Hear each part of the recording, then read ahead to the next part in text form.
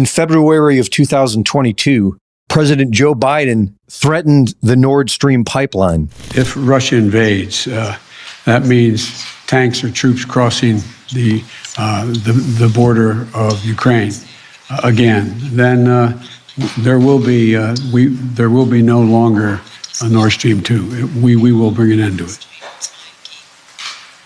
it.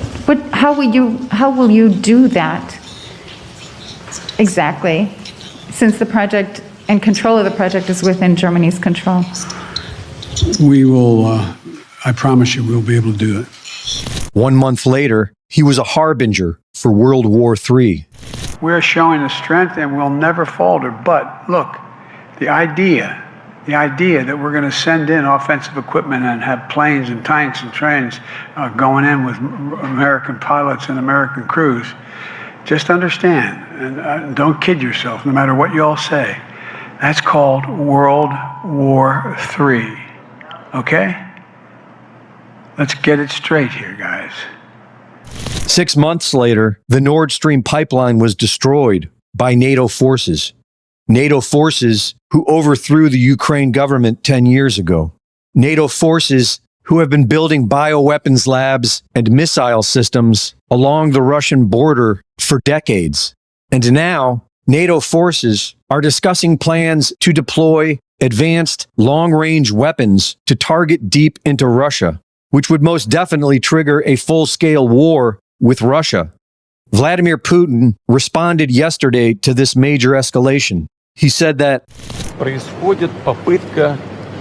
this is an attempt at manipulation, because it is not about allowing or forbidding the Kiev regime from striking inside Russia.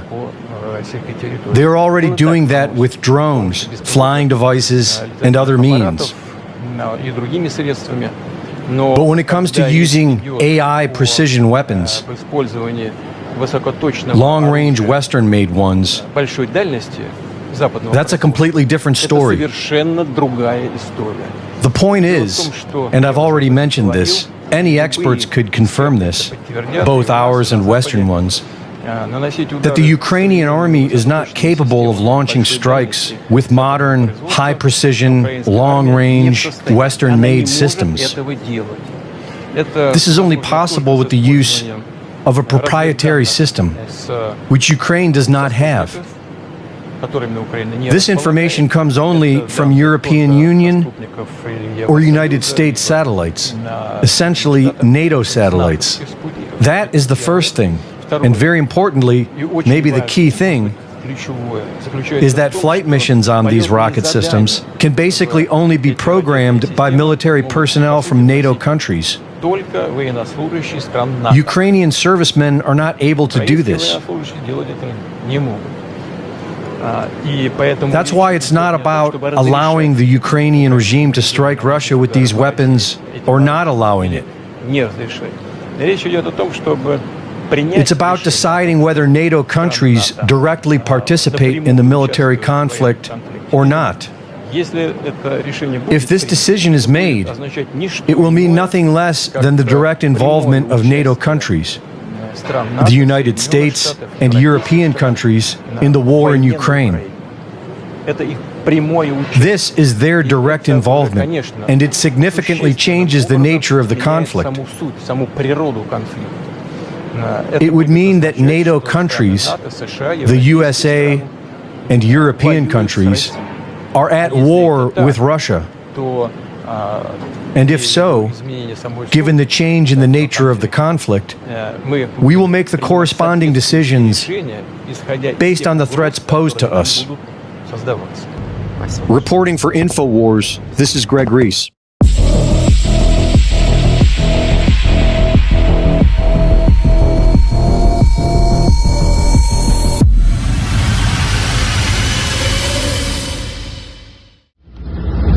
I agreed with President Biden's decision to pull out of Afghanistan. 4 presidents said they would, and Joe Biden did. And as a result, America's taxpayers are not paying the $300 million a day we were paying for that endless war. And as of today, there is not one member of the United States military who is in active duty in a combat zone in any war zone around the world, the first time this century. What? But let's understand. So where the fuck are we right now? Yeah, I think that pretty much sums it up. It's the, as they said, the greatest fact check of all time. Thought that was good. Wanted to share that with you guys. Maybe you saw it, but I thought that was exceptionally well done. Way to go, guys. All right. Hello and welcome. It's Doug Diamond here, and it's the Diamond Report Live. We are back yet again, another Sunday night, 10:06 p.m. on 9/15/24. And as you all know, the big news for this afternoon and the rest of the day really was, you know what? A second assassination attempt. Yep, they really want to get this guy, don't they? Some people would say, oh, it's all fake, none of it's real. And you're welcome to believe that. I personally think it is real. I do think that they do want to get rid of this guy, meaning Trump. Okay, so here's what we have. This is Hal Turner's website, halturnerradioshow.com. That is the first site I've got pulled up here, updated at 7 Eastern, so just a little while ago. Second assassination attempt against Trump, multiple shots fired at the Trump International Golf Club. FBI confirms there's been a second assassination attempt against Trump. A pro-Ukraine maniac, 58 years old, reportedly named Ryan Wesley Ruth, have to use all three names always, the lone gunman, is under arrest. Multiple shots were fired at the Trump International Golf Club in West Palm Beach while the former president was golfing today. So yeah, he keeps putting himself out there. So what do you expect? What do you expect? Of course, people are going to keep trying to take his life. So the earlier this afternoon update on the website, Trump campaign confirms that he's safe following gunshots. Hearing reports shots were fired. Said they found an AK-47. I think that's an AK-47-like rifle. I'm not sure that anyone knows, short of law enforcement at this time. Could see some backpacks hanging on the fence. And there's some other info here. And then his most recent update says one media outlet erroneously reported that shots were unrelated to Trump. They reported two men on a nearby road were having a dispute and one fired at another, and that report was factually wrong. That's because the mainstream media does not want to say, yet again, we have another assassination attempt. So as of 7 p.m., FBI has officially designated the investigation as a, quote, assassination attempt. According to new information, the Secret Service exchanged gunfire with the shooter. According to sources in Florida, surveillance cameras picked up the license plate of a Ford pickup truck fleeing the golf course. The plate was then entered into an automated license plate scanning system connected to other police cameras and surveillance cameras. Picked up that plate on Interstate 95 as the truck entered Martin County, Florida. Local police and Florida Highway Patrol was notified, swarmed the area, and chased them. So, it says the felony stop was made and the man shown below was arrested. And there he is. Says update 707. Ryan Wesley Ruth is the suspect of today's assassination attempt, former President Trump. His ex account is filled with pro-Ukraine rhetoric, Black Lives Matter supportive tweets, Bernie Sanders endorsements, and allegedly claiming to have Afghan soldiers on standby to support Haiti police. The guy appears to be yet another mentally ill left-wing liberal. Anyway, so here are some of the screenshots, apparently from his account. This would be his Twitter account, 2020. Black Lives Matter and George Floyd protests, and support of Bernie.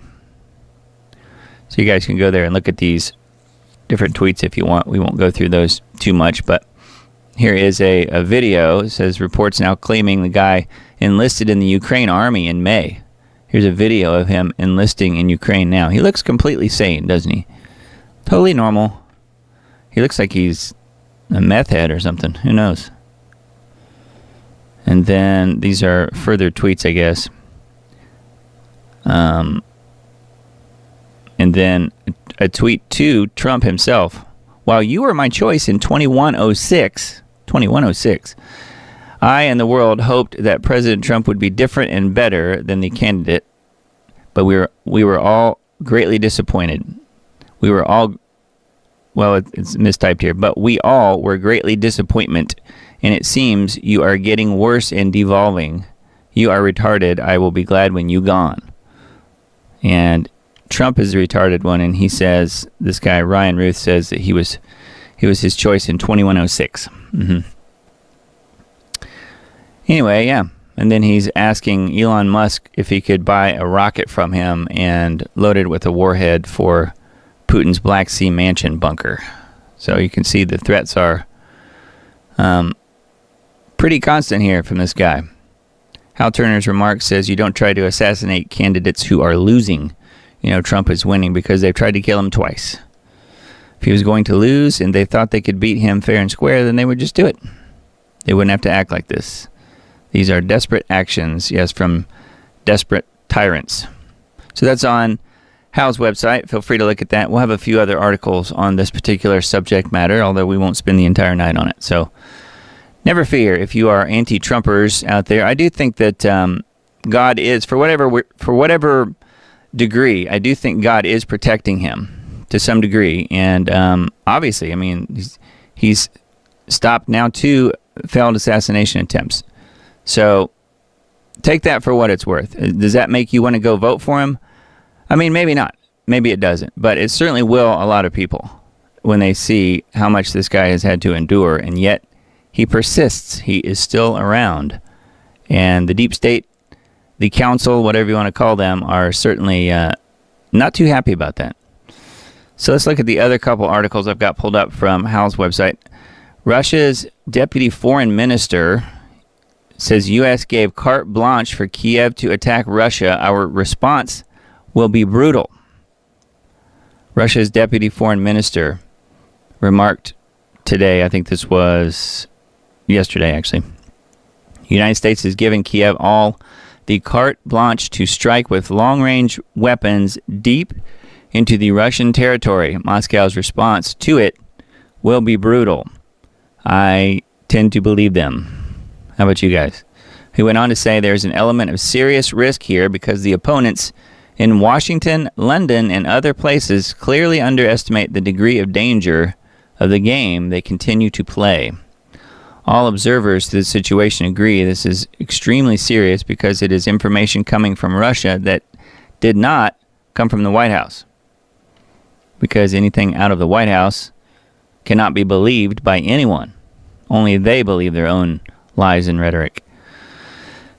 That's my input there. Yesterday, the White House did not announce that after a meeting between illegitimate President Biden and Prime Minister Keir Starmer of the UK, whenever you see that guy's name, just think Prince Charles, King Charles.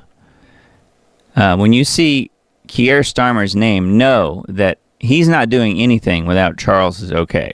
So it might as well be Charles there, okay?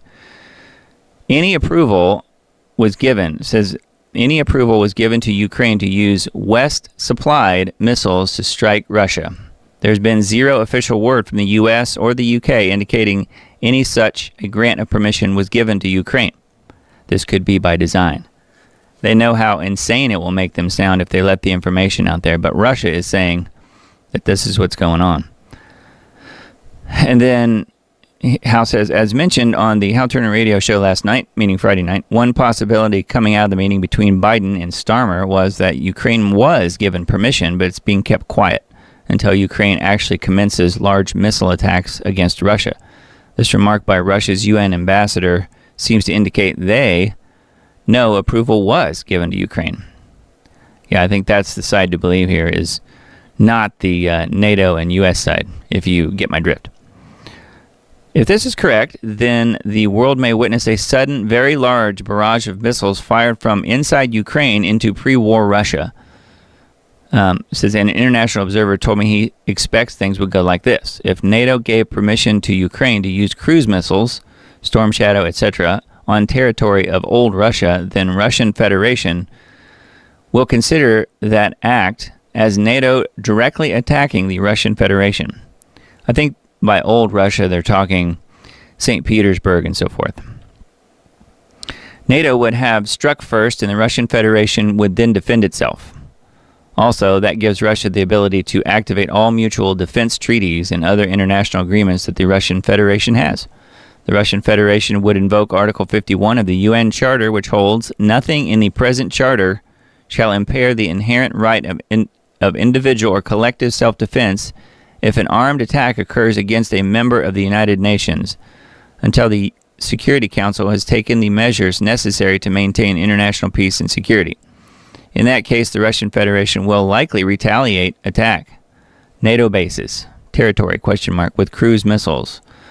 The Russian Federation has much bigger output of cruise missiles and more different types in its arsenal.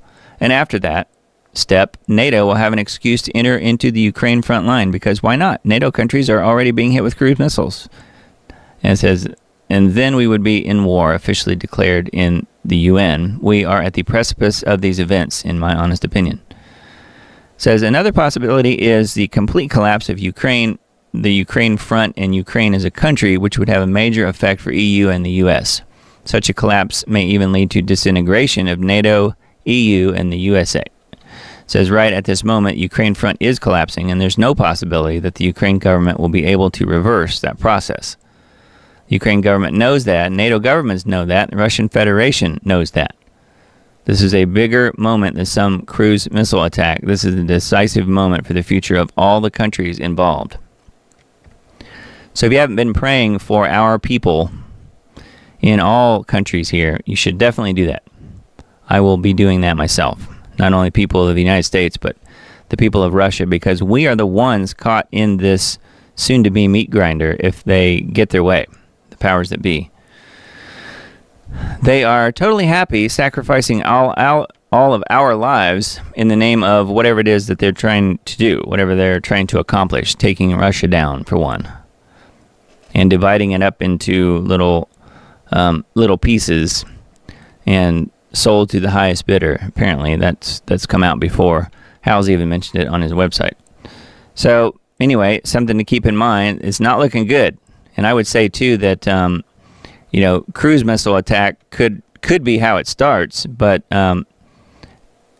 hopefully, if I remember, we'll take a look at a post from Mike Adams on Twitter X that has said a lot of the same stuff that I've been saying, talking about the Poseidon drone that is capable of a nuclear tsunami wave. He was talking about that just the other day on Twitter, so I wanted to mention that when we get to my Twitter page. We'll take a look at that particular post, but that could be what we're looking at, and that would be worst case scenario, obviously, but that is also, in my opinion, what Revelation 18 is talking about. All right, so let's see. The next article on Hal's site, last one on his site. Russian ambassador, if war comes, it will affect the U.S. on its own territory, which is what I was just saying. Russian ambassador to Washington said today in a televised interview that if there is some kind of an illusion in the United States that a war with Russia will not hit the U.S. territory, making it clear that the U.S. territory would be hit. So you have all these people that think that, well, there's no way, because it's never happened, there's no way it will ever happen that will be hit on continental United States. Those people would be wrong. Speaking from the embassy, the Russian embassy in Washington, D.C., the ambassador's precise marks are, quote, "We have said 100 times that there can be no nuclear war between nuclear states, especially between the United States and Russia, and there will be no winners.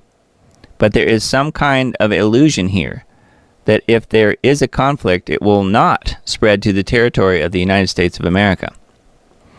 I am constantly trying to convey one thesis to them. The Americans will not be able to sit it out behind the waters of the ocean. This war will affect everyone.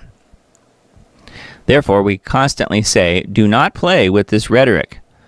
Here's the video interview in its original Russian language for anyone who wants to self-translate to assure accuracy. So there's the video here, 34 seconds long. Then it says, worse, Russia's deputy foreign minister remarked today, the United States has given Kiev all the carte blanche to strike with long-range weapons deep into the Russian territory Moscow's response to it will be brutal. He went on to say there is an element of risk here because the opponents in Washington, London, and other places clearly underestimate the degree of danger of the game they continue to play. I was thinking earlier, I was watching a video that we're going to watch a clip of this evening, hopefully, if we have time. And it's talking about how the powers that be, the people who founded the nation state that we call Israel today, really want not only a one world government, they want Israel to be the center of that one world government, which is very interesting when you consider who is in charge in the UK right now, who's really in charge behind the scenes. You all know who I think the soon-to-be biblical Antichrist will be. Well, King Charles is in charge there. What if, just hypothetically, what if London does get hammered? What if there is a missile dropped or a nuclear tidal wave that affects the UK somehow? What if there's a missile dropped right on Buckingham Palace? And what if that is the thing that the world marvels at? How did Charles live when he was supposedly there? Just all hypothetically speaking here. Could that be the attempted assassination, the takeout of Charles, who becomes the biblical Antichrist at that time? And then, of course, if London is no longer really in the picture from that standpoint, we also would probably be looking at New York City, maybe not in the picture anymore either. This is a completely different way of life for everyone in the world at this point. Then you may be looking at, okay, would Charles end up having to be the one, if he becomes the biblical Antichrist, will he be the one to run the world, quote unquote, from Israel, from Jerusalem? Is that where he would go? I don't know, just hypothetical stuff, all sort of momentary flashes of things that have run through my brain today as I was reading about how London could be targeted, Washington could be targeted, New York City could be targeted, in addition to the Russian cities that we already mentioned. So things are getting very crazy out there for sure. All we can really do is pray against it, but and just hope that none of that transpires. But unfortunately, some of it's looking like it could. All right, let's look at needtoknow.news. We've got one article from here. Congressman Massey, you guys know who he is, from Kentucky, blows the lid off Democrat and Republican uniparty games. This, of course, is not him. This is Mike Johnson, Speaker of the House. It says Republican Representative Thomas Massey exposed both the Republican and Democrat parties for voting for the same bad results. Yeah, if you guys haven't seen the video, it's quite telling. It is here. It is embedded here. Let me see how long it is. Yeah, it's about 7 minutes. Let's not watch it today, but you guys can go there and watch this video. I highly recommend it. He does a really good job here. It says Massey exposed both the Republican and Democrat parties for voting for the same bad results. He said that when an omnibus bill is presented, both parties engage in fake fighting, quote unquote, that he called political theater. He added that instead of the omnibus bill, Congress should have voted on 12 separate bills. Although Republicans object to assaults on freedom, in the end, they cave at the last minute, and more totalitarian laws are put in place. Yeah, they have a nice little act that they follow. He said that the SAVE Act, which requires individuals to provide proof of U.S. citizenship to register to vote in federal elections, yeah, that's a joke, isn't it, will expose Democrats who will vote against it and show that they want illegal aliens to vote in U.S. elections. However, he reveals that Republican Speaker of the House, Mike Johnson, will remove the SAFE Act from the bill at some point, and it will never be passed. Massey stated that the government never cut spending because the Democrats want to grow the welfare state and the Republicans want to grow the military-industrial complex. He said that eventually both parties get together on the bill, and he guaranteed it will go up. After Massey's speech on Monday, Speaker Johnson pulled the bill until next week in hopes of building, quote, consensus. It says, I refuse to be a thespian in the Speaker's failure theater. The 6-month continuing resolution with the SAVE Act attached is an insult to Americans' intelligence. The CR doesn't cut spending, and the shiny object attached to it will be dropped like a hot potato before the passage. So anyway, pretty interesting. And the thing from Massey in that video, the speech he gives is really good. I'm surprised they let him go on and talk as much as they did, but they really did, and it's good info for sure. But again, it's a little bit longer clip. It's about 7 minutes. I don't want to take time to do that right now. But it's on needtoknow.news, technocracy.news. Pact for the future, nations to swear fealty to the UN. Fealty, the fidelity of a vassal or feudal tenant to his lord. Interesting. These national leaders aren't free agents, but rather behave like they are members of a cult given over to self-harm. The UN mixes the magic potion that is willingly consumed, converting them into global citizens and slaves. If the U.S. were to stop funding the UN, it would fold like a deck of cards. I don't see that happening, unfortunately. That would be nice. Put that on your Christmas list. All right, let's see. The next article on technocracy.news. Mrs. AI will run out of money, and then the crash comes. When Apple introduced Siri, a personal assistant, in October 2011, the world got its first taste of AI. Since then, Siri has improved considerably, and now Apple, after spending billions over the years, is about to introduce Apple Intelligence. Who cares?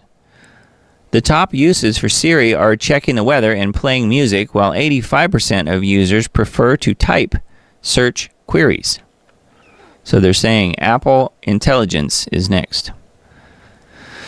And note that if Trump does happen to get in by some, you could call it a miracle, but given everything that's happening and the fact that they're trying to keep him out of power, I think that is highly unlikely. However, if he does happen to get in, he is going to be the AI guy. I think Elon Musk has tried to make sure of that. So Trump will be promoting and pushing the whole AI thing big time. So that's not good. All right, it says Secret Agent Swift. This is something that we mentioned a long time ago, but I'll read this anyway. Taylor appears in NATO psychological operations videos. Taylor Swift's carefully worded endorsement of Kamala Harris is having a predictable outcome. Millions of Democratic voters are registering to vote. It is undoubtedly a coincidence that her picture appears in a 2019 NATO video on psychological operations. With 32 member countries, NATO is the rabidly anti-populist military behemoth headquartered in Brussels. Yeah. So anyway, we talked about that before, though. Yes, she was a subject, a person of interest in this 2019 NATO video. So anyway, there's more here on technocracy.news, and feel free to look at these articles if you want. The way these articles tend to work is they put them up for free for the first few days, and then they go behind a paywall. So if you're going to have a look, you should do that soon before they go behind the paywall, or you can subscribe, of course. Technocracy.news, it's a good site. And then let's see here. I did this quick little search here on revolver.news. Seems like ever since the Trump and Harris debate early last week, it's been nonstop Haitians barbecuing cats and eating raw birds and barbecuing dogs and everything else. That's pretty much all that we've seen in the, at least in the alternative media, not the mainstream media. They don't really care. They say it's not happening, and you're crazy if you believe it is. Well, clearly it is happening. Clearly the Haitian migrants, the Haitian illegals, are all about their animal sacrifice. And we found out that because voodoo is such a huge religion in Haiti, that they literally drink the blood of these animals to get the power from the blood, from the animal's blood, from the innocent. And it's just amazing to see all the people on the mainstream side of things who are denying that any of this is happening, but of course it is. There's video evidence and many people coming out saying, yeah, it's happening in my neighborhood or whatever. Well, I was just looking on revolver.news earlier, I just typed in the word Haiti on this page, and I got 19 hits just on this one page. So these are just a few of the headlines. It's just all this Haiti information here. It says, breaking, 71-year-old Ohio grandmother killed by Haitian migrant. That might be a lady who was run over. I know there was a grandmother that was run over. That might be that one. Somebody compiled a video of Haitian migrants in Ohio wreaking havoc on U.S. roads. Yeah, they're literally giving these people thousands and thousands of dollars. I don't know if it's monthly or just every few months or what, but they have all this money. And they're not, of course, doing that to the residents, not doing that for the citizens. They're giving it to the Haitians. And they're going out and buying cars, and they're not required to have any sort of driver's license or anything. So they're going around driving cars full speed into buildings and people and other cars and just you name it. They're crashing stuff left and right. It says New York Post witnesses Haitian motorist making illegal turn in Springfield smash into mom driving with an autistic daughter.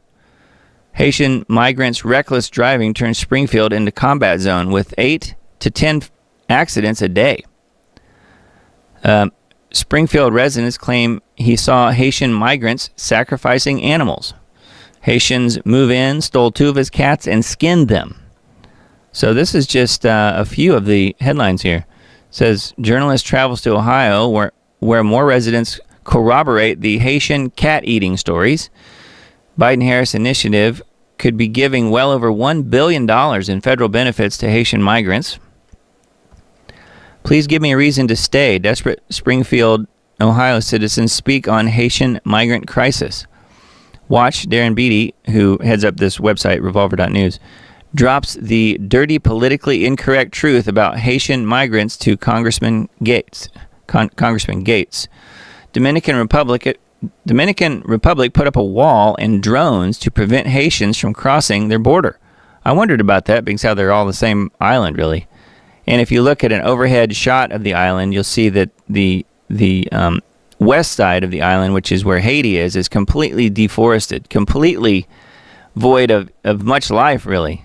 There's no animals roaming around for sure. So there's a barrier between them and the other half of the island, which of course is where the Dominican Republic is. So, but that side is pretty green and lush, and apparently they have a wall and drones to keep Haitians from crossing their border. Listen to someone who has done 15 years of mission work with Haiti tell you cannibalism and eating wild animals is very common. I don't doubt it one bit. Breadcrumbs, we now know why Rhino Governor Mike DeWine is obsessed with pushing the Harris and Biden Haitian migration. So that's just some of the headlines over here on revolver.news. And I didn't really even pull any of those up because there's so many, but you guys can have a look at that if you guys want to. Looks like we found the real reason Joe Biden put on that Trump 24 hat. Did you guys see that? The video's here. It says day one after the debate, Biden has a Trump hat on. You cannot make this stuff up. So he put it on and posed for the camera, and then he proceeded to steal the guy's hat. He literally took the guy's hat. So I think the Trump people sent the guy a new hat. Says, you got to admit it's a bit of a coinkydink that the day after Trump told the world a secret about how Joe hates Kamala, he said that in the debate. I don't know if you caught it. Old Joe was wearing a Trump 24 hat. Let's be clear, those rumors about the two of them not getting along come with a lot of awkward receipts. A lot of people are using that as a proof positive type of word lately. Receipts. I'm hearing that all the time. Well, here's the receipts. Awkward shade war. Now this is actually from 3 years ago, December of 2021. But this is when they were gathered here for this. I guess it was a funeral here, and Joe does not want to sit by old Kamala, so instead he switches places with Jill, and she does. So I guess it goes back a while. I guess they don't actually like each other, which who cares? And I guess it's not really that much of a surprise, but it is further proof here. Who can forget the awkward kiss between Kamala's rumored gay husband and Jill? Yeah, that is weird. One thing we know for sure is Mrs. Biden has never greeted Kamala with even a small fraction of that type of an affection. Wow. Anyways, makes you wonder, did Biden just endorse Trump? We've all heard the long-standing rumors that both Joe and Jill can't stand Comrade Kamala. So assuming those rampant rumors are true, coupled with the coup, kind of starts adding up, right? Yeah, so there he is. And that's not been photoshopped. He's literally just put that hat on top of his other hat. So, pretty crazy. But it is old Joe we're talking about here, so he's not all there. We do know this. All right, breadcrumbs. I mentioned this earlier. We now may know why Rhino Governor Mike DeWine is obsessed with pushing the Harris-Biden Haitian migration. Yeah, and remember when the big earthquake happened years ago in Haiti, who was it that swooped in and got all of the donations and the funds that came in? Who was that? The Clinton Foundation, wasn't it? And I think it was, the number I heard was maybe 2% of those billions of dollars actually went to repairing some of the damage in Haiti and to some of the people. 2%, maybe? That's probably even a high number. Says the left's dangerous and deadly agenda stands no chance of succeeding without the support of uniparty rhinos like Ohio Governor Mike DeWine. Thanks to establishment stooges like Mike, the left is successfully transforming the U.S. into a third world hellhole, making sure America's heartland looks more like a foreign wasteland than an American utopia. In fact, Mike is a key player in the left's plot to flood the Midwest with hundreds of thousands of uncivilized Haitian migrants who are reportedly harassing decent citizens, squatting on their property, driving like unhinged maniacs, and eating their pets. Yeah, and sacrificing them to voodoo gods, meaning Satan. Anyway, yeah, so part of what this was saying is that DeWine may be getting a kickback here for doing all this, which would make total sense. It says Springfield, Ohio residents are complaining about Haitian migrants crashing cars. Someone compiled a video of the alleged incidents. Kamala Harris's open border policy has brought around 20,000 migrants to the town of 60,000. So we'll see some crashes here. It just kind of goes from one to the next. And says if that's not bad enough, there are now reports coming out that an Ohio grandmother was mowed down and killed by a crazy Haitian migrant. So yeah, this is just all too common now in Ohio, and probably coming to your town soon. Although they brought him to Ohio, obviously, because it's a battleground state, because it's a red area, and because they want to turn that red area blue for voting purposes. So yeah, there's a truck parked inside of a house. There's a light lamp post. There's another house. So they have no idea what they're doing, but they're buying these cars, and they're given free license to drive. I mean, they don't have to have a license, apparently. They don't even need to speak English or anything. They just get behind the wheel and start driving full speed into everything. So anyway, that is life in Ohio, at least at the time being in Springfield, unless something is done. So that's on revolver.news. And then this one as well, a chilling mail-in ballot theory involving Walmart, strip malls, and gas stations that could doom Trump. This is something that many of us have been talking about, not necessarily Walmart and strip malls and gas stations, but just the fact that they have these places where they're using fake addresses to get all of these ballots. And then, of course, the illegals aren't filling out the ballots. They don't care. They're just using that as their addresses. The ballots are being mailed to these places, and then, then they're being picked up by Democrat mules who are then filling them out and sending them in, thus voting many thousands and thousands of times. It says, as we inch closer to Election Day, it's natural for panic to set in over the dreaded mail-in ballots, the left's favorite election weapon. Many on the right believe that with enough poll watchers and people standing guard, I've heard that a lot, keeping an eye on every ballot will be safe. But a chilling new theory suggests we're living in a false sense of security. This theory is built around something most people have never heard of, something so incredibly crafty and dangerous it could doom Trump's chances all over again. So what is this sinister plot? It revolves around Walmarts, strip malls, gas stations, forming the backbone of the left's mail-in ballot scheme. This theory argues that if Trump doesn't address this issue and focus only on poll watchers, he will lose the election. And then this talks about how Democrats don't need a candidate who can win votes. The Democrat needs a candidate who makes fraudulent results seem plausible, which is what they have in old Kamala. Meaning they're reporting that these polls are super close and that the race is real tight, just like they did last time with Biden. So they're trying to keep it neck and neck, at least the public perception, which of course is probably not the least bit true, but it doesn't matter. As long as they can make it plausible, they can steal it.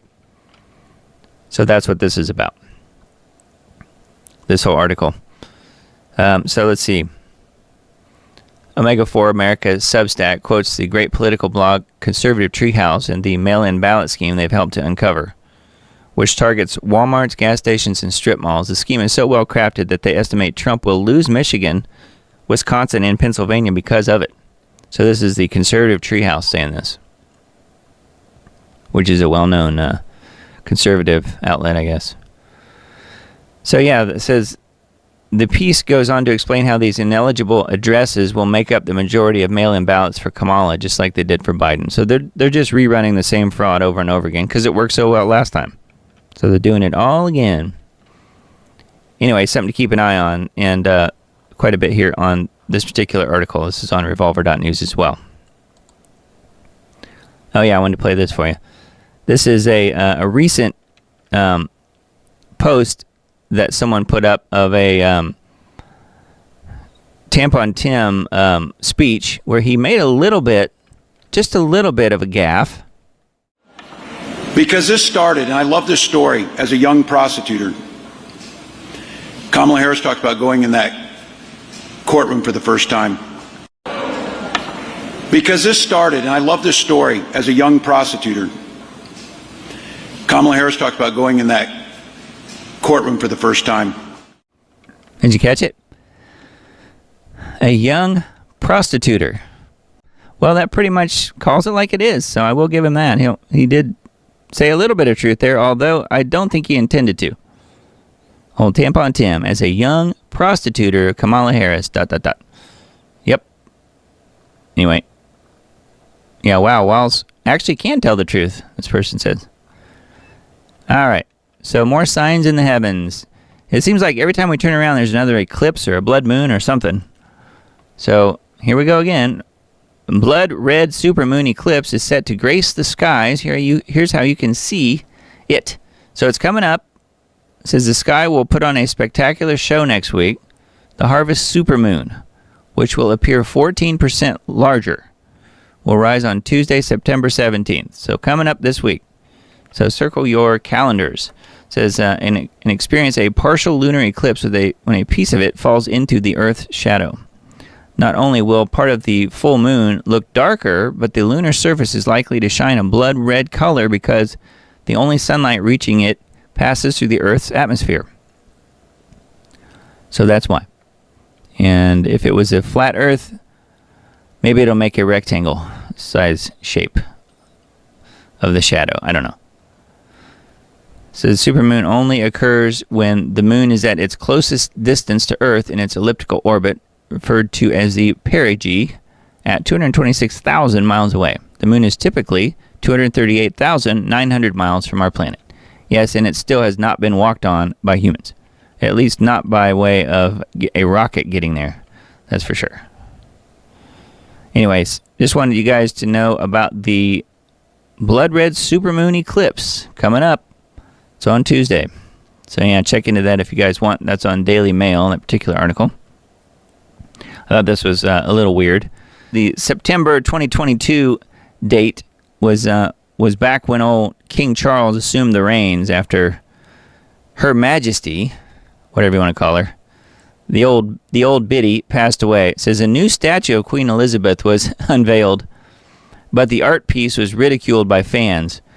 And the only reason I'm showing you this is because Charles is in it as well, and it says that the statue looks a little bit more like Mrs. Doubtfire than the Queen. So here's the statue, and this is supposed to be Charles. Well, I guess Prince Charles at the time. There they are, a little closer. Yeah, I don't know. Doesn't look good, but yeah, it kind of does look like Mrs. Doubtfire. Pretty funny. It says the new bronze statue of the late Queen was unveiled. This was in Scotland, I think. It's truly awful. It's bearing more of a resemblance to Hetty Wainthropp crossed with Mrs. Doubtfire. Says it looks nothing like the Queen or the Prince. Terrible, dreadful, melt it down and start again. Well, you can make a comment on the actual people too, but I won't do that. But anyways, yeah, they're not too happy about their statue of the Queen there in, I guess it's in Ireland. It's not Scotland. It's in Ireland. Pretty wild. Although the statue might be more attractive. I don't know. They don't look too good. Anyway, that is on okmagazine.com is where that is. Now, reclaimthenet.org. We'll look at the headlines here. Change the format of their website a little bit, but I think we can make do. Brazil Supreme Court seizes $3 million from Starlink in retaliation over X's refusal to censor speech. So now they've taken $3 million from Starlink just because they can. Tyranny much, right? State Department smear tactics, discrediting reporters over conservative media blacklist.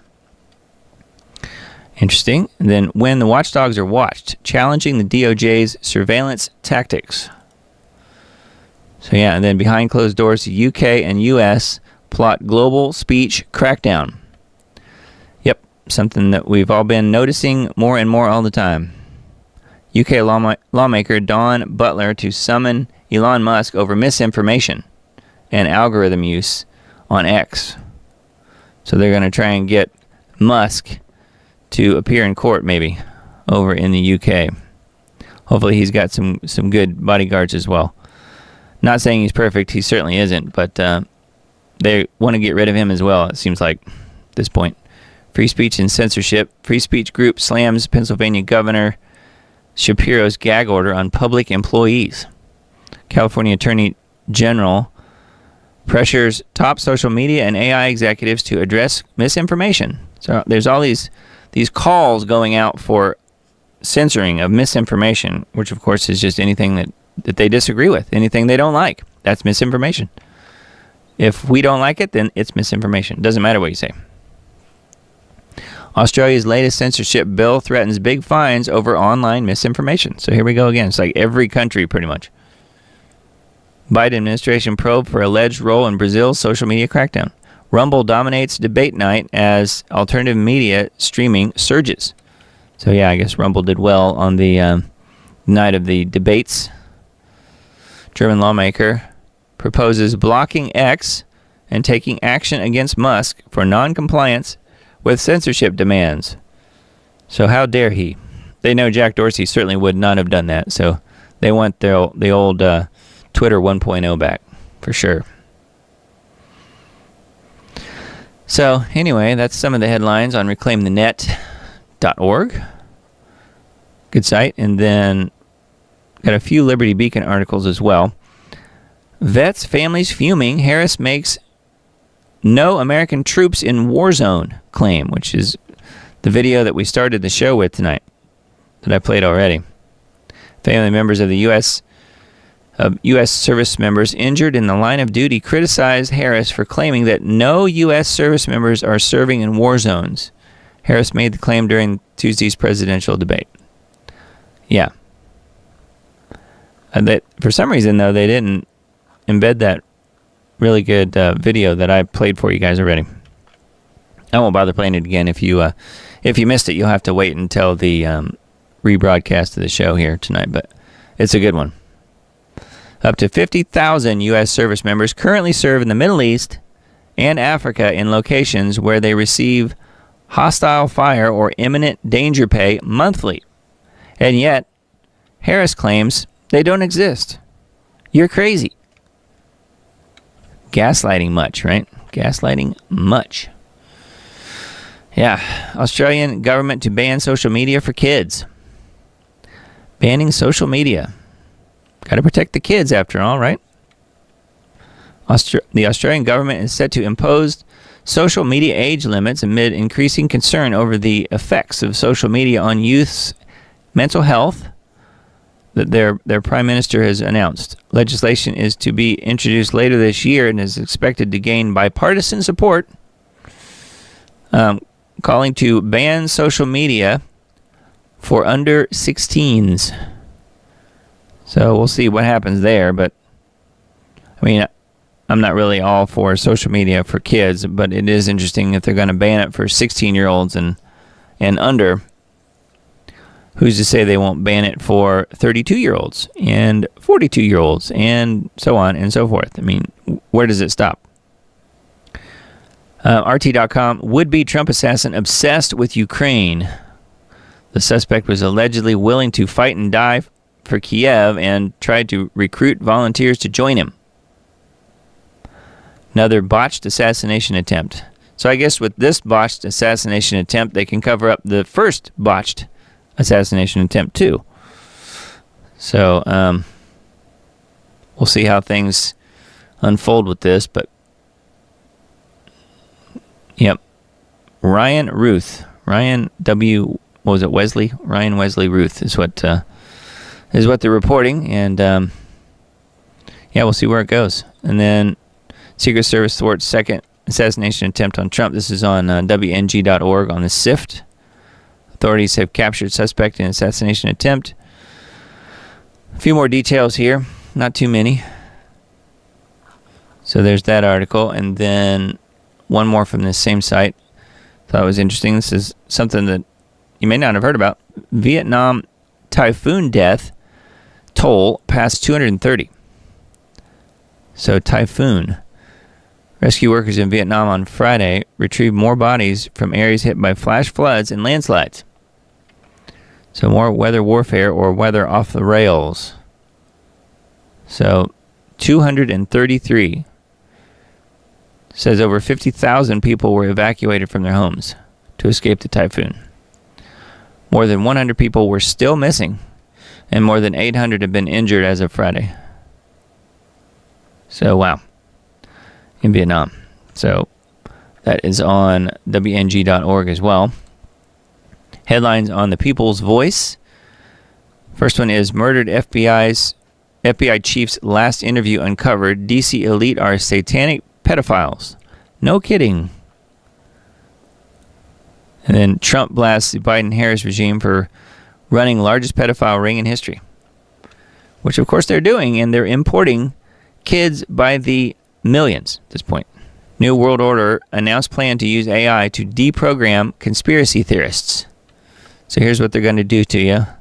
Plug some boxes into your head. No, I don't know. That's what they've got pictured here.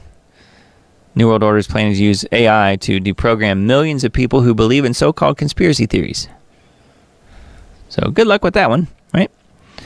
Zuckerberg gets green light to use British Facebook and Instagram posts to train Meta AI technology. Been given the green light. Using the British Facebook and Instagram accounts of all of the citizens there. Wow. Will Britain be the first country destroyed by net zero? Britain's Labour Party has only been in power for a short time. They're already doing their level best to destroy what's left of the country. Yep. Parents and teachers sue districts over gender identity and transgender issues in U.S. schools. Germany won't allow its long-range weapons to be used for Ukrainian strikes into Russia. So they can't use the old German missiles. That's interesting. Wonder why they decided to have a change of heart. UK government signs WEF treaty to close airports, ban beef and lamb to achieve net zero by 2030. So there's Starmer again. And again, what I said earlier was, anytime you see this guy, just think it's not him, it is King Charles, because he is working for Charles. Those are the articles, headlines on People's Voice. And then Information Liberation, I just pulled up a few of the different headlines here. Candace Owens suspended and demonetized on YouTube for hate speech. All right, and then speaking of Candace, I was going to show you guys this, but guess what? They've removed the video. This was on her channel. This is a story she did on exposing Brigitte Macron, who is very clearly a man, and I know it sounds hard to believe, but this guy that she interviews on here, I watched this video a week or two ago, and he's written a book on this, and I think he knows what he's talking about. Xavier Possard is a journalist who investigated the background of French President Emmanuel Macron's wife, Brigitte Macron, and says that she is a biological male who was born Jean-Michel Trogenot, who assumed the identity of his younger sister, Brigitte. Jean-Michel has disappeared. There is evidence that Emmanuel Macron was a 14-year-old student when the relationship began. 14. Pedophile much? Man, before Emmanuel Macron was president of France, he was a banker at Rothschild. How about that? And he was an unqualified one at the time. Prasad said that David Rothschild, the head of the World Jewish Congress, is Macron's godfather. He added that for this reason, whenever anyone brings up pedophilia in this case, they are accused of the old standard, anti-Semitism. While mainstream media says this is anti-Semitism, the issue is so important that we need to hear the other side as well. Eventually the truth will prevail. Yeah, we need to hear the other side. However, we can't because YouTube banned the video. Yeah. Anyway, it's a very well done video, and I was looking to see if it's on her Rumble channel. Unfortunately, it is not. So if I come across it again, we'll revisit this story. Let's just say there's a very telling still shot in this video of the would-be wife here of Macron. And you can see that because she has a bathing suit on, there's a little more there than you might be bargaining for. We'll just put it that way. It's even more obvious, if you want to look at it that way, it's even more obvious than Big Mike's footage that you've seen dancing on the Ellen DeGeneres show and all of those. It's even more obvious. So anyway, we'll leave it at that. But I think he's a guy. John Legend, from his Beverly Hills mansion, tells Springfield to embrace the 15,000 Haitians. I think that's all fine and good and well and so dandy and lovely and so loving. But in order for him to do this, I think he has to agree to take 100 of them into his house now. What do you guys think? 100 minimum. John Legend read off script on Thursday, encouraging Springfield, Ohio locals to embrace having 15,000 Haitians dumped into their community. No, it's 20,000. He made the comments for a video on Instagram filmed inside his mansion in Beverly Hills, California. Legend, who was born in Springfield, kept telling locals to embrace the Haitians coming to our town, even though he's living over 2,000 miles away on the opposite side of the country and in a town that's 82% white and only 2.2% black. And I would say 0% Haitian. You might want to add that statistic in there too. So yeah, it's easy for him to say. Wonder how many he's taken into his home. Oh wait, let me guess. 0? That's on Information Liberation, and this one too. Springfield factory owner revels in replacing American workers with Haitian migrants because they do such a great job. Says, I wish I had 30 more. Our Haitian associates come to work every day. They don't have a drug problem. They do have a cat eating problem, though. They will stay at their machine. They will achieve their numbers. They are here to work. And so, in general, it's a stark difference from what we're used to in our community. So he's saying they're really good workers. And he probably pays them a fraction of what he pays the normal people in the community, I'm guessing. The people who've lived there for a long time. And why would that be? Because they're getting so much money from the government for free. You don't have to pay them very much. Probably could be considered slave labor. I don't know. So they're all about the Haitians working in the factories where they're not busy buying cars and driving them without licenses and crashing into people and things and houses and everything else and eating barbecued dogs. Sweden to pay immigrants up to $34,000 to leave. Sweden's going to pay immigrants up to $34K to leave their country, but they're the ones that opened the door and let them all in. As part of a bold new remigration plan for the ruling right-wing Swedish Democrats. The great repatriation is upon us. So that's just a great idea, isn't it? Let's pay them $34,000 to leave. Yeah, they're going to pay them $34,000 to leave and come to the U.S. That's what they're going to do. Probably give them a one-way ticket. So anyway, that is what Sweden's up to. I saw this tweet earlier, and this guy is really asking for trouble. Donald Trump tweeted on Truth Social, whatever you call it, whatever the verb is on Truth Social. I don't know. It's probably not a tweet. 0 to 2. 0 out of 2. I mean, you are just begging to have your head blown off or your plane blown up. What is with this guy? He keeps putting himself out there. I guess he thinks he's invincible. I mean, how long will God protect him? I don't know. I mean, I get it. In a way, he wants to rub their noses in it. But don't you think they will probably get lucky at some point from their perspective? Not that I want that to happen. I don't. But I'm just saying, to put out 0 to 2, I don't know. I think that's tempting fate, if you ask me.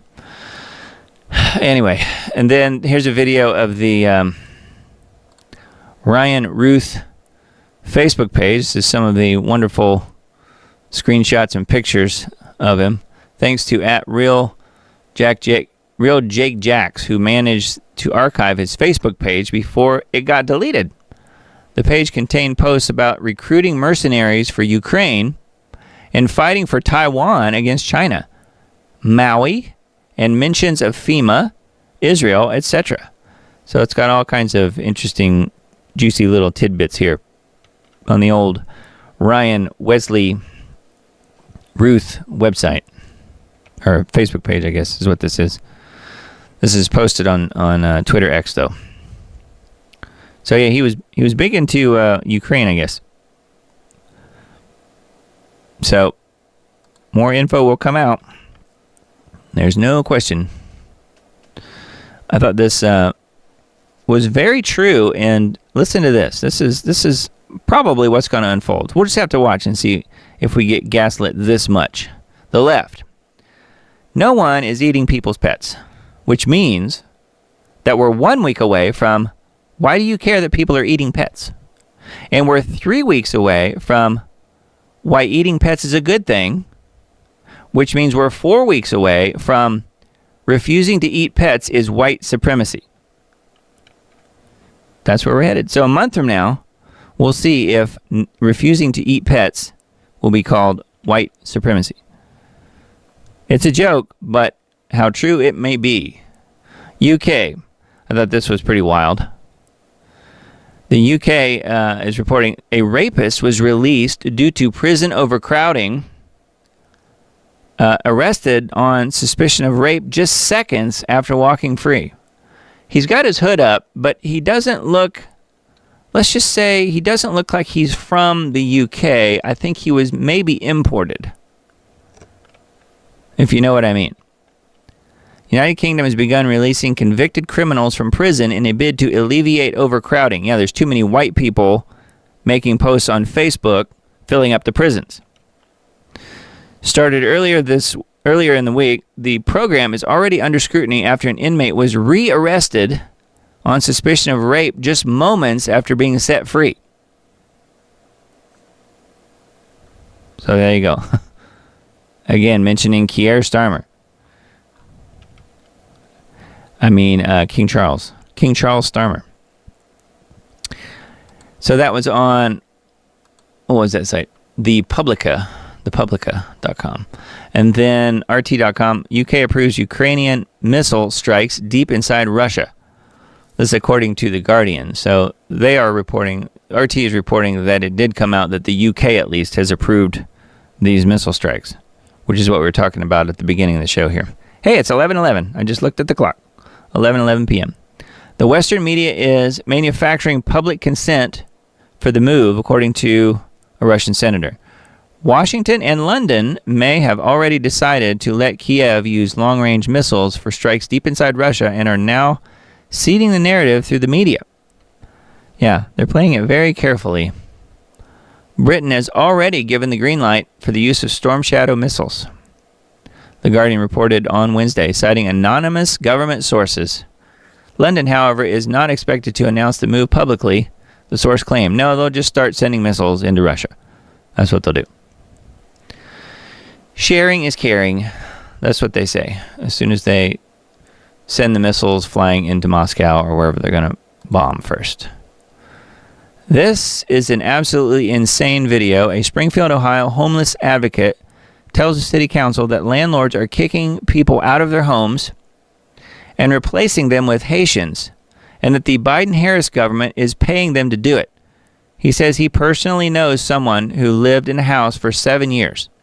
The landlord told them to leave under the guise of completing renovations, only to replace them with a Haitian and charge the government triple the rent. Triple. So they're getting paid 3 times the rent if they kick out the American citizens and replace them with the Haitians. Says, I don't know of a single homeless Haitian in this town because they all got vouchers, but I can show you a whole bunch of people that have been displaced. This guy's saying, man, so crazy. So that's yet another wrinkle to the Haitian story in Ohio going on. Pentagon orders study of potential nuclear strike in Eastern Europe because they know that it might be happening. It might be imminent, actually. The program will model a scenario in which the region faces an atomic disaster, documents show. Yeah. They have to model it to know what's going to happen because computer models are oh so accurate, I guess. The U.S. Defense Department has ordered a study to simulate the impact of a nuclear conflict on global agriculture. Oh, they only care about the food. They want to make sure the food's gone. According to a solicitation notice posted on a government procurement platform, the study will focus on regions beyond Eastern Europe and Western Russia, which in the simulation is the epicenter of the hypothetical nuclear weapons deployment. It's only hypothetical for now. The project will be spearheaded by the U.S. Army Corps of Engineers. Yeah, anyway, you would think there would be some decent websites out there where you could just plug in the information and see what happens. That would probably save them untold millions of dollars. Anyway, that's on RT, and says this one, Trump safe after gunshots reported. Former U.S. president at his Florida golf club when gunshots rang in his vicinity. They just say in his vicinity. He was kind of shot at, sort of. None grazed his ear, so it doesn't really count. I think that's what the mainstream media would have you want to believe. Yep. So that's on RT as well. And then Revolver article again. Biologist Brett Weinstein's ominous prediction, Harris will lose electoral and popular vote, but it won't be reported that way. This is something that I said a long time ago, and I think there's a real possibility of this because, as the press would say, how will they know? How will they know? This guy, Brett Weinstein, he's saying, his claims are at least, that none of Harris's losses will actually be reported by the media. A new level of cheating, which is called gaslighting. No kidding. So he's just saying here that it's very possible that Trump could run away with the election, win the popular vote, win the electoral vote, and the media will just not report it. They'll say, nope, she won, and then put up the fake numbers. So that's very possible, and there's a lot of people that might believe that. So anyway, there's some embedded videos and some other things on that particular article. Okay, so I wanted to bring this up while you guys are here. Don't leave yet. We've got quite a few things to talk about. This is something that I had talked about once or twice before, and I found a new little wrinkle, I guess, on this that I wanted to mention tonight because it's important. First, I'll mention the article, and then I'll mention the important new information here. It says, most people have no idea that the Summit of the Future will create UN 2.0 on September 22nd and 23rd. That would be in a week. The UN wants much more control over global affairs, and the Pact for the Future, which is scheduled to be adopted during the Summer of the Future that will be held September 22 and 23, will go a long way toward making that a reality. But even though the Summit of the Future is just days away, hardly anyone is talking about it, and the mainstream media is almost entirely ignoring it. Enormous decisions that could dramatically affect the future of everyone on the entire planet are about to be made, and just about the entire population has absolutely no idea what's going on. That's exactly how the globalists like it. They don't want the general population to even be aware of their agenda as they relentlessly push it forward. According to the official UN website, the idea for the Summit of the Future was conceived at the height of the COVID-19 pandemic 4 years ago. In 1920, the UN turned 75 and marked, in 2020, the UN turned 75 and marked the occasion by starting a global conversation about hopes and fears for the future. This was the beginning of a process that would eventually lead 4 years later to the conveying of the Summit of the Future, a major event this September, which will take place at the UN headquarters just before the annual high-level debate of the General Assembly. The summit was conceived at the height of the COVID-19 pandemic, when there was a perception that the UN, that rather than cooperating to face this global threat that affects all of us, countries and people pulled apart. That all sounds very nice until you start digging into the details. There's a special page for the Summit of the Future on the UN website, and it tells us that this summit will be a once-in-a-generation opportunity to create new international consensus. That sounds very familiar, doesn't it? That sounds like Klaus Schwab. And who runs the UN? Who is it that's in charge of the UN? King Charles? I would certainly say that he has a very important seat at the tables there, wouldn't you? As well as the WEF. Says, when you say something is a once-in-a-generation opportunity, that is quite dramatic. Exactly what do they hope to achieve? Well, the UN says that the Summit of the Future will focus on 5 primary areas. The event will consist of sessions and plenaries based around 5 main tracks: sustainable development and financing, peace and security, a digital future for all, youth and future generations, and global governance. And other topics that cut across all of the work of the UN, including human rights, gender equality, and the climate crisis. So this is the subject matter they're going to be talking about next week. Yeah, peace and security. Where have you heard that one?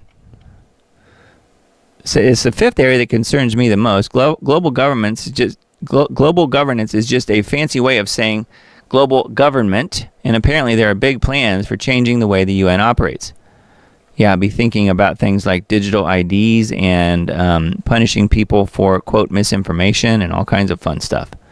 Know that all of that will be on the agenda as well. They're just not going to bother telling us that.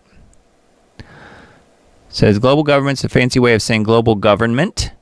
Apparently there are big plans for changing the way that the UN operates. On the UN website, there's a PDF which is entitled Summit of the Future 2024, What Will It Deliver?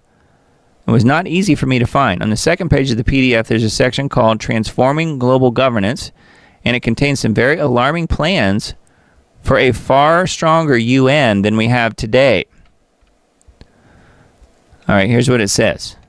And again, a far stronger UN equates to a governing body for a one-world government, doesn't it? A Security Council with an updated composition and working method, allowing it to be more effective, representative, and trusted, meaning trusted by the people that are running everything. A revitalized General Assembly with a stronger role in peace and security, and the aspiration for a female Secretary General.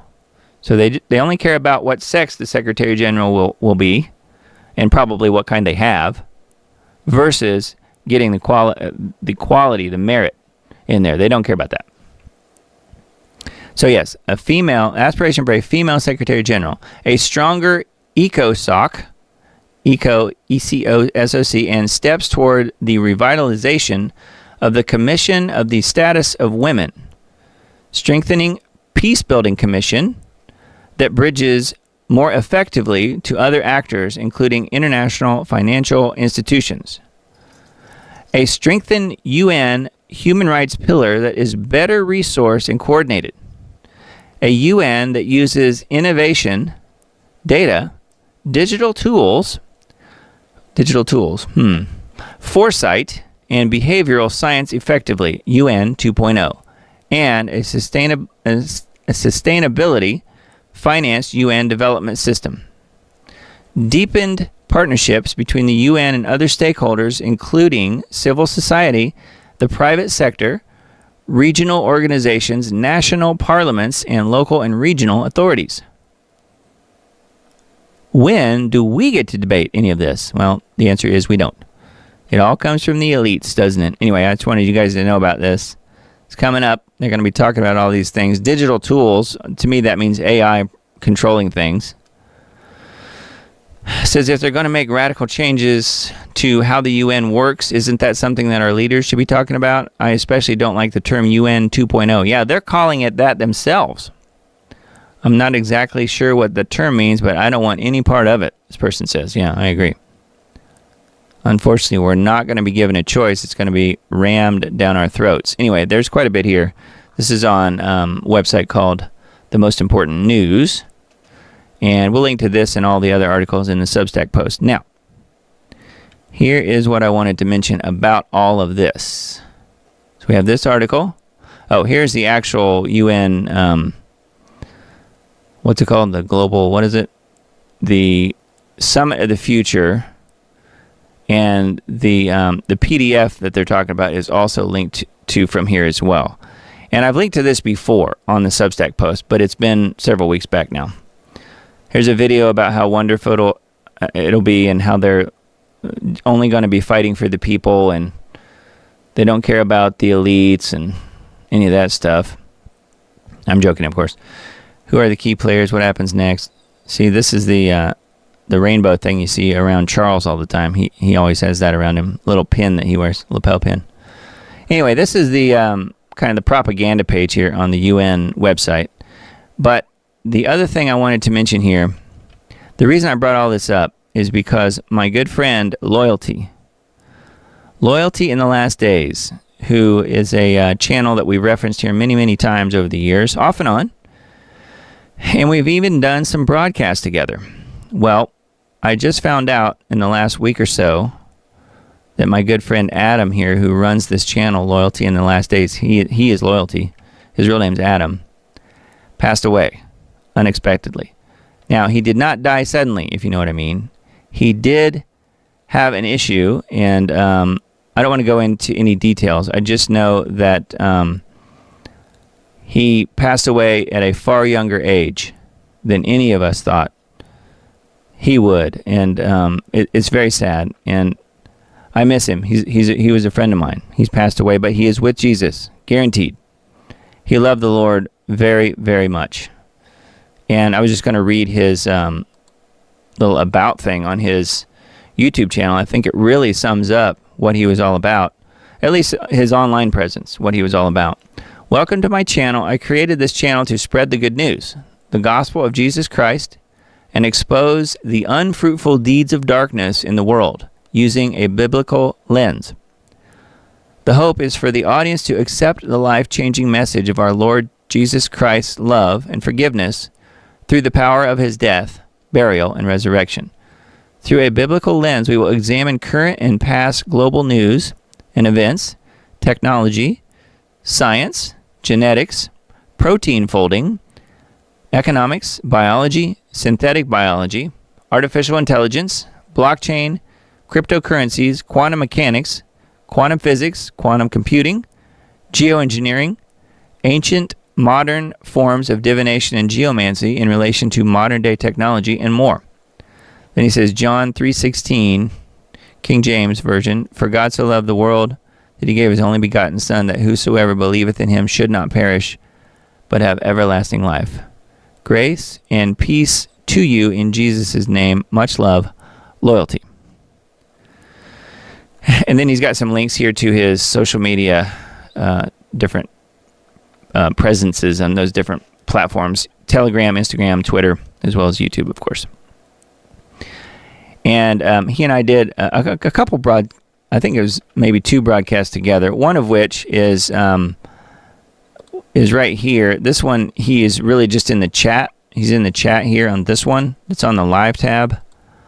But the one that we did together is archived on my Rumble channel right here. And here, let me get myself out of the way here so you can see my friend, Mr. Adam. There he is right there. Loyalty in Last Days. And you can see that's part of the broadcast we did together back in December last year. And look what we're talking about. The Summit of the Future in 2024. And he specifically wanted to talk about this Summit of the Future that was already announced and on the UN website way back then. And I remember thinking at the time that he was way ahead of the curve on this one, because he was talking about something in December last year that was going to be happening in September this year. Yeah, Loyalty was an amazing brother in Christ and is very missed. Yes, he is. Anyway, he and I talked about this. He had done the research on it. I had not only not heard about it, I had completely forgotten that we'd even talked about this until I went back and watched a little bit of this video the other day, because I wanted to see what it was we talked about again. It had been long enough that I'd forgotten some of what we talked about. We talk about Charles in this. We talk about the Antichrist. We talk about quite a few different things. So this is something that I will link to. It's on my Rumble channel, but you have to go back a few pages because it's from back in December. But it was a good broadcast. It was his first live stream, and what turned out to be his only live stream. But I had the pleasure of being his partner on that particular live stream and enjoyed it. It was a lot of fun. He was very nervous and not real sure what to talk about much of the time, but he did an amazingly good job and had lots of interesting things to bring up and talk about. But most importantly, he loved Jesus. He really, really did, and still does, guaranteed, because he's with him now. So he was called home. I wanted to bring you guys' attention to that. We'll miss Loyalty and his work. He had some incredibly good, poignant type of videos on his channel.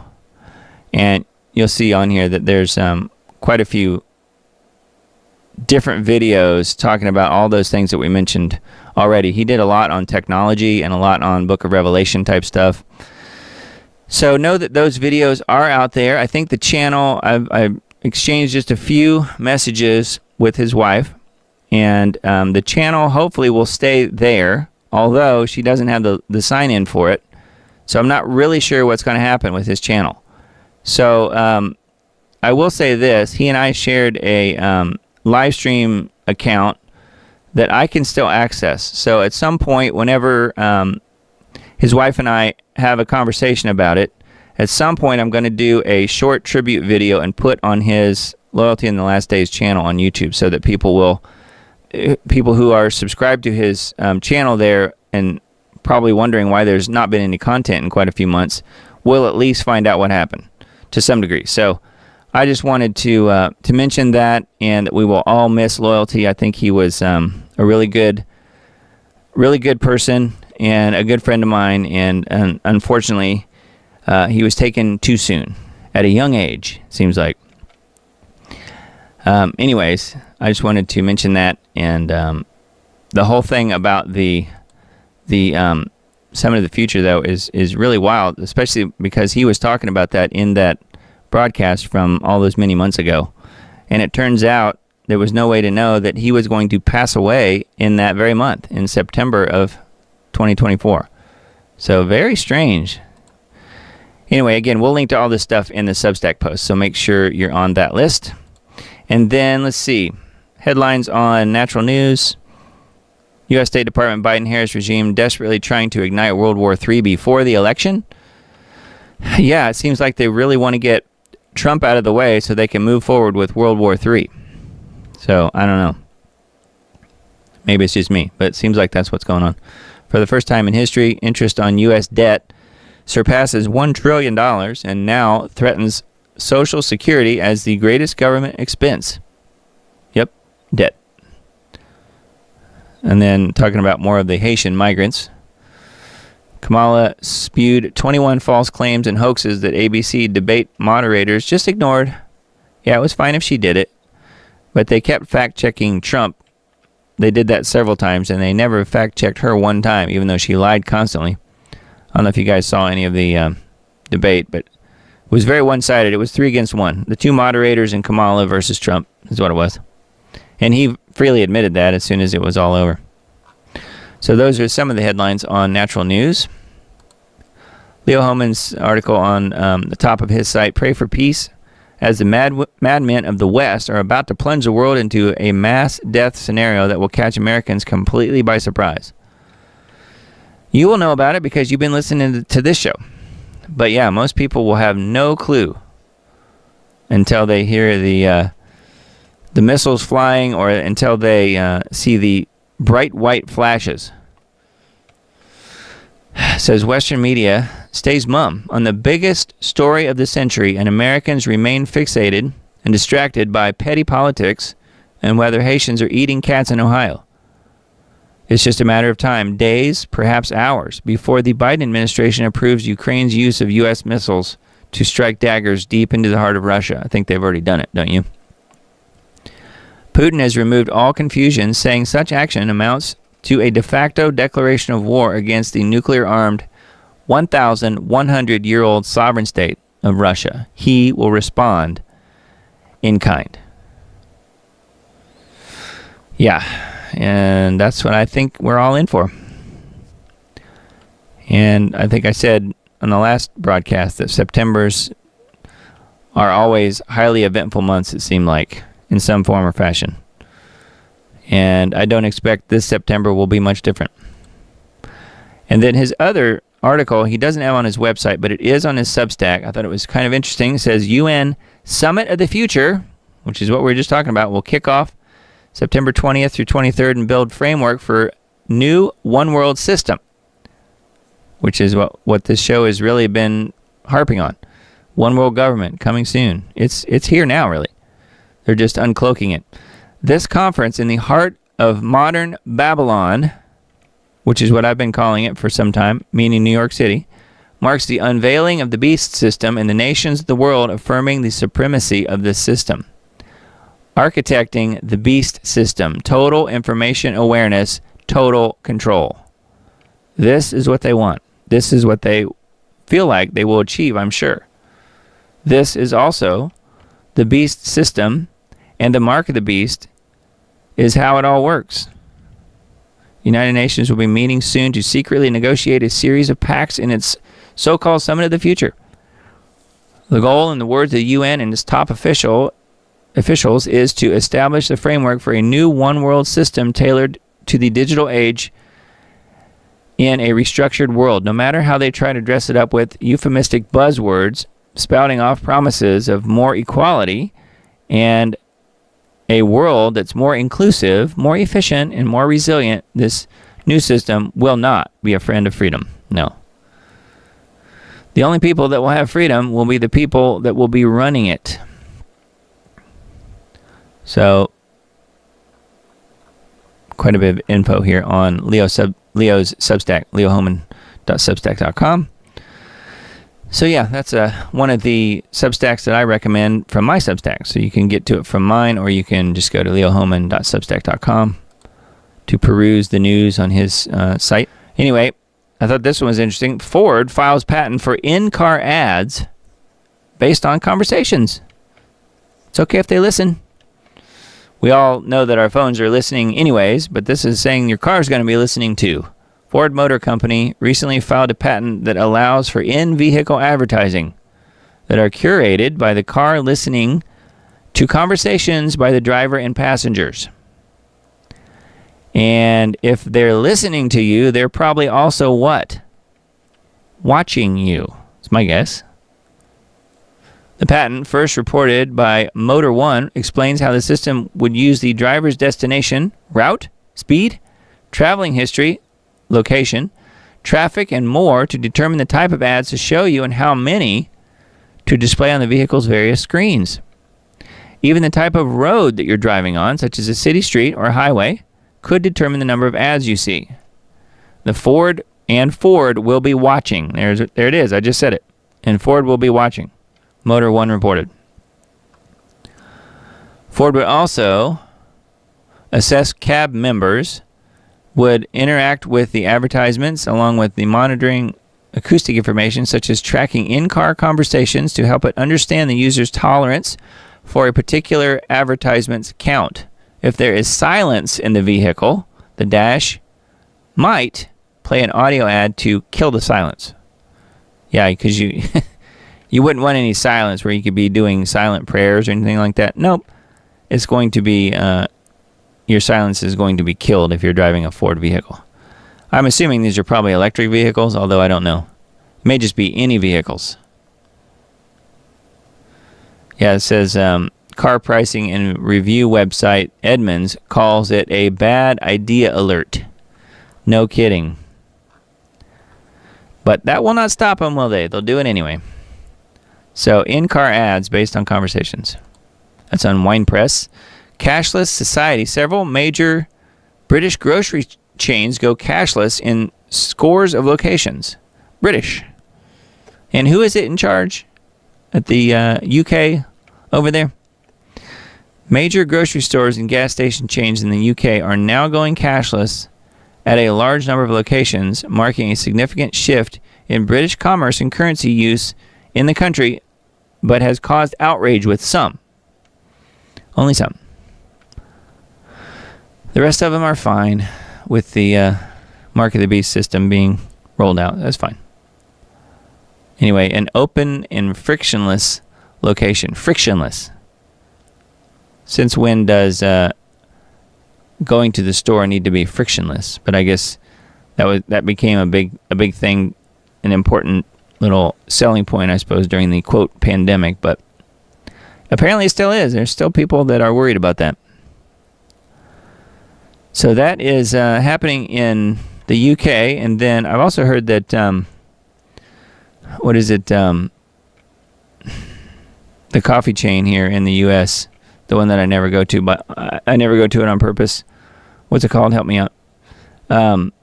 With the sea creature as the mascot, Starbucks. I've heard that they are also going cashless, maybe even like now. So you won't be able to use cash in a Starbucks anymore. Switzerland plans to launch digital ID by 2026. Switzerland could soon see a digital ID implemented by 2026. That is according to reports after both chambers of parliament approved legislation to introduce a national digital proof of identity this week. So they're ready for the digital ID in Switzerland. Yeah, and then one more from Wine Press. Independent Baptist pastor David Baker commits suicide after being charged with child molestation and aggravated assault. I saw the headline and I'm like, I bet that guy's in Tennessee. And sure enough, he's in Tennessee, or he was.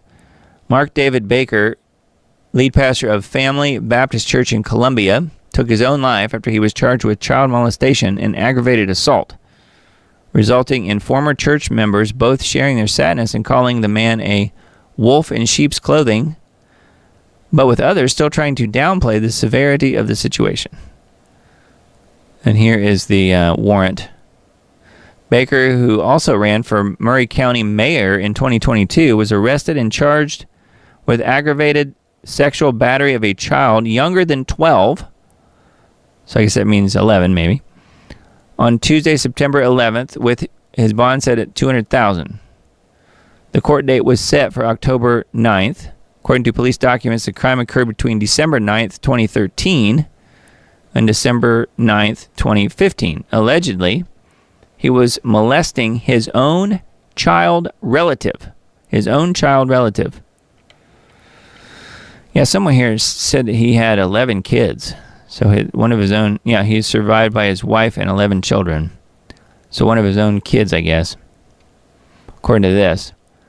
But here's the wild part, I think, just because, how do you explain this? It says he was bailed out the next morning where sources say he entered the ER bathrooms at Murray Regional Medical Center and shot himself twice in the chest. Staff attempted to save his life, but there was little that could be done. So he walked into the ER at Murray Regional Medical Center and went straight into the bathroom and was soon found deceased in the bathroom. How would you walk into an ER with a gun? Have you ever been in any ERs? I was in one not too long ago with my mother, and they had all sorts of metal detectors and everything else. I can't imagine being able to walk into an ER with a gun, but apparently this guy did, and proceeded to go into the bathroom and took his own life. That is crazy.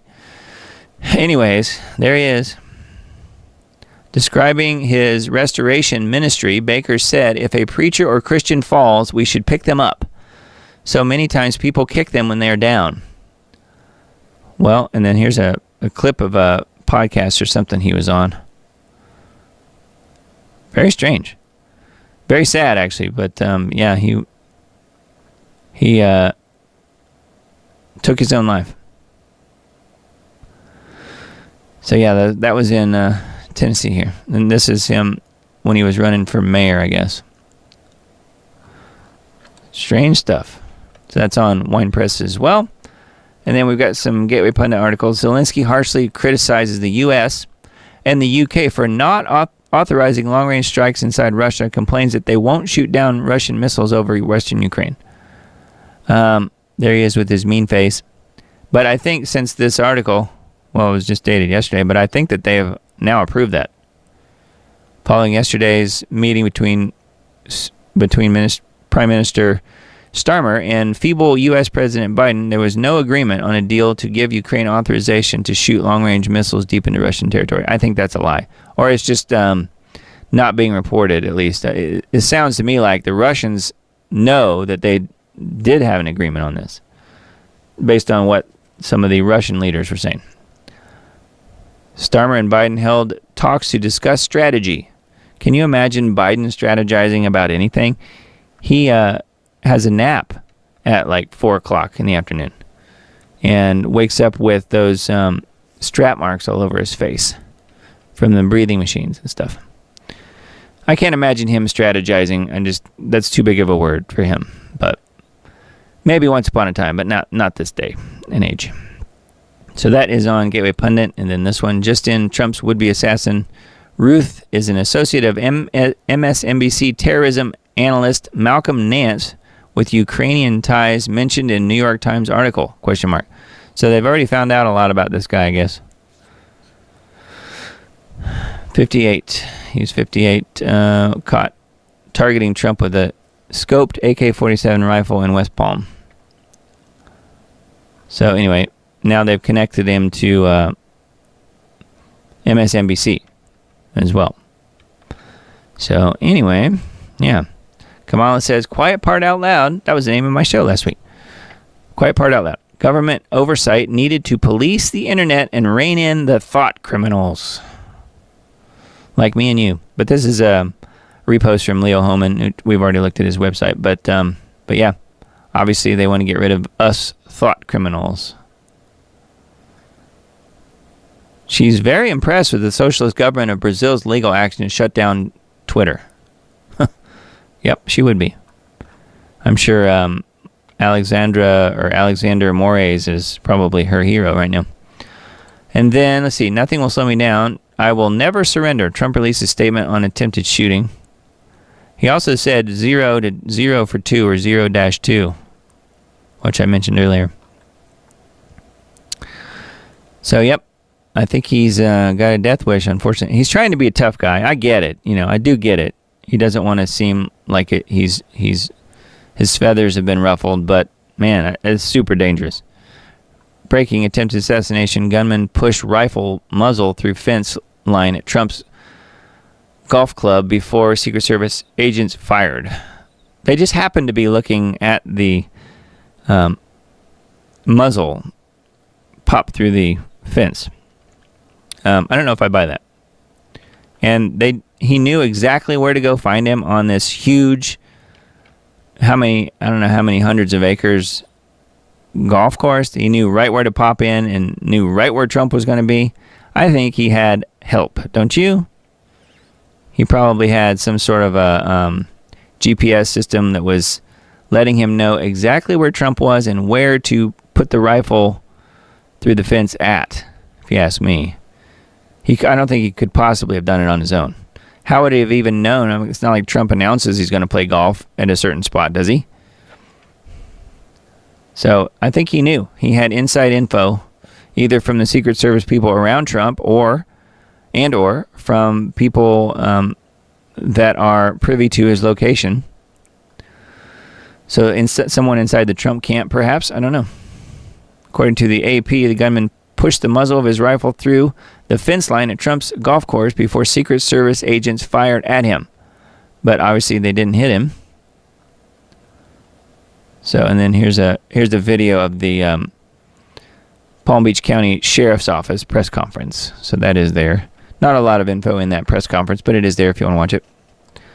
And then just in, Senator Roger Marshall, Republican, in Kansas to formally investigate the Harris campaign and ABC for debate rigging. Yeah, it was obvious. If you guys watched the debate, it was obvious that she was given the questions ahead of time. She could never have done that well without the questions ahead of time. And that's what's kind of coming out. And we'll go back to House Site in just a minute. He's actually got an affidavit on there, and I'll show you guys that before as soon as we're done with this article, I'll go back to that and look. I wanted to show you guys that it is suspected that Kamala knew the questions in advance due to her out of the ordinary, well-prepared responses. Yeah, they were very well prepared, and she sounded like maybe even like a Barack Obama, maybe to some degree, in some of her responses.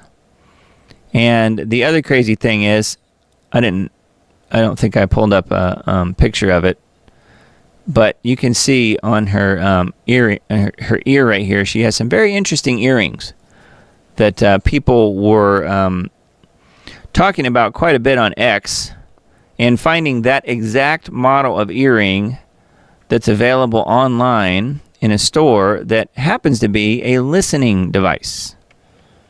So, and as soon as I posted that on Facebook, well, within a few hours after posting that on Facebook, Facebook banned my post about earrings. So I thought that was pretty funny. But that's what they do. Yeah, but anyway, it is interesting that her earrings match the exact model of the ones that are also listening devices. And when we get to the Twitter page, I will show you that in just a sec here. So let's see. Boeing workers begin massive strike on the production of the 737 MAX, which has been halted. Boeing workers in Washington State and Oregon went on strike Friday, bringing construction of the Boeing 737 MAX planes to a halt. Boeing stock prices, already battered by a chain of events that began when the door to a Boeing jet blew off midair, dropped 2.3% on Friday, according to Reuters. The strike is the company's first strike since 2008. Pay was a top issue. Boeing offered workers a 25% pay hike over 4 years. Workers wanted 40%. Well, I mean, after all, if they're building shoddy planes, obviously they better be paid really well for it. 30,000 members of the International Association of Machinists and Aerospace Workers are now staffing picket lines at 96% of those voting on the contract voted for the strike. So anyways, Boeing's not making planes now. It's probably a good thing. Although I don't want to see anybody out of work, but still though, very interesting, huh? CNN turns on Harris, says campaign social media has repeatedly deceived followers with misleading, out-of-context video edits and captions. CNN said this. And Kamala is asking, whose side are you on, CNN? CNN came out with an extremely rare fact check of the Democrats after reviewing the Kamala Harris campaign's social media account and determining that they repeatedly, quote-unquote, deceived voters with propaganda. Yeah, pretty much everything they say. You know it's bad when Democrat propaganda network CNN calls out lies from the Democrats. And it's not the first time it's happened recently, As Gateway Pundit reported during CNN's Wednesday episode of Newsnight, the panelists shot Philip down after lying about Harris's record on fracking. That's not true, they yelled simultaneously. So here's I guess the video is embedded. So yeah, their fact-checking thing that they're talking about here had to do with what she said on fracking, I guess. But she's been caught in so many lies, you can just pick one and always be right, pretty much. All right, while we're talking about Harris here, let me go back to Hal's site for just a sec, and we will find the article that I wanted to mention about the affidavit. So here it is. I didn't pull this up before, but here it is. Affidavit before ABC News debate between Trump and Harris. ABC rigged the debate, which if you watched it, it's pretty clear. It's pretty clear. I guess some of it here is behind the paywall, but know that it is here if you happen to be a subscriber on Hal's website. It says an employee of ABC News who blew the whistle on the Trump-Harris debate being rigged. Well, no, this isn't true, actually. He was not killed in a car accident. But the affidavit is real, and it is true. It says, I have the sworn affidavit provided before the ABC News debate, which outlines the rigging before the debate took place. Yeah, it's like the day before.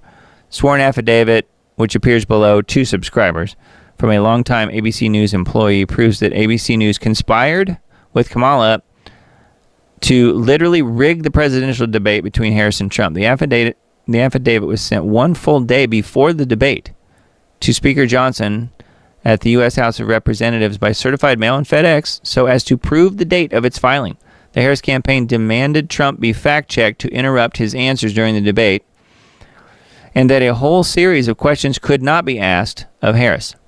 The dirt on Harris is real, and the whistleblower from ABC News who filed this affidavit was not killed in a car accident on Friday night. Hal says that he was, but he was not. I've heard reports that he was. I've heard reports that he was not. I tend to think he probably wasn't. So anyway, pretty interesting stuff. Interesting times we are living in. There's no shortage of things to talk about, is there? Carving Up Ukraine is a new video here on Truth and Media. So that's a good one. 11th episode discusses Zelensky's announcement that Ukraine is poised to be divided up amongst big Western corporations. It will explore the economic history of the former Soviet Union, post-1991, how Ukraine figures within this history, and future prospects for the neo-colony. So that is the latest episode on Truth in Media, if you guys want to check that out. Credit card processor data breach exposes personal information of 1.7 million customers. Yet again, this is like every week now. These data breaches are happening. Credit card processing service Slim CD, popular in the U.S. and Canada, has revealed a massive data breach that exposed the personal information of nearly 1.7 million customers. But it's okay. They didn't mean to. And here's a free subscription for Experian or TransUnion or whatever. The hack, which went undetected for almost a year, has raised serious concerns about data security in the financial sector.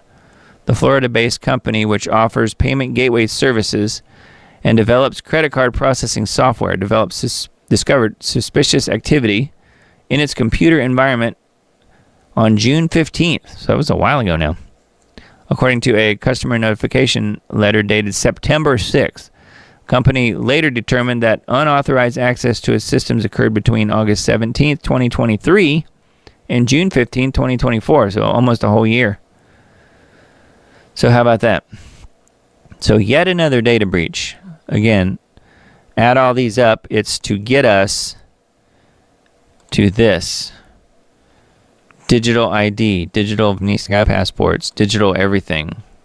All of these hacks are to say, look, password protection doesn't work, and we have to go to biometrics. It's to push the world into that sort of system. That's why there have been so many cyber attacks and hack attacks and data breaches and whatever. It's information that's being loosed on purpose, if you ask me. All right, globalresearch.ca. It's a website that I like to check out. They put up new articles every now and then. This most current one is a NATO invasion of nuclear Russia is currently underway, and the world is unaware that it is in World War III. Has President Putin's patience reached its limits? So anyway, there's video here embedded as well. Video footage comes out of dozens of NATO vehicles, air defense systems, tanks, and more, even if destroyed and captured by Russian forces in the Kursk region. The Kiev forces of about 11,600 under the guidance of NATO troops have not managed to conquer the city of Kurchatov and its nuclear power plant. Apparently, Zelensky used all of Kiev's remaining troops, plus extra Polish, i.e. NATO forces.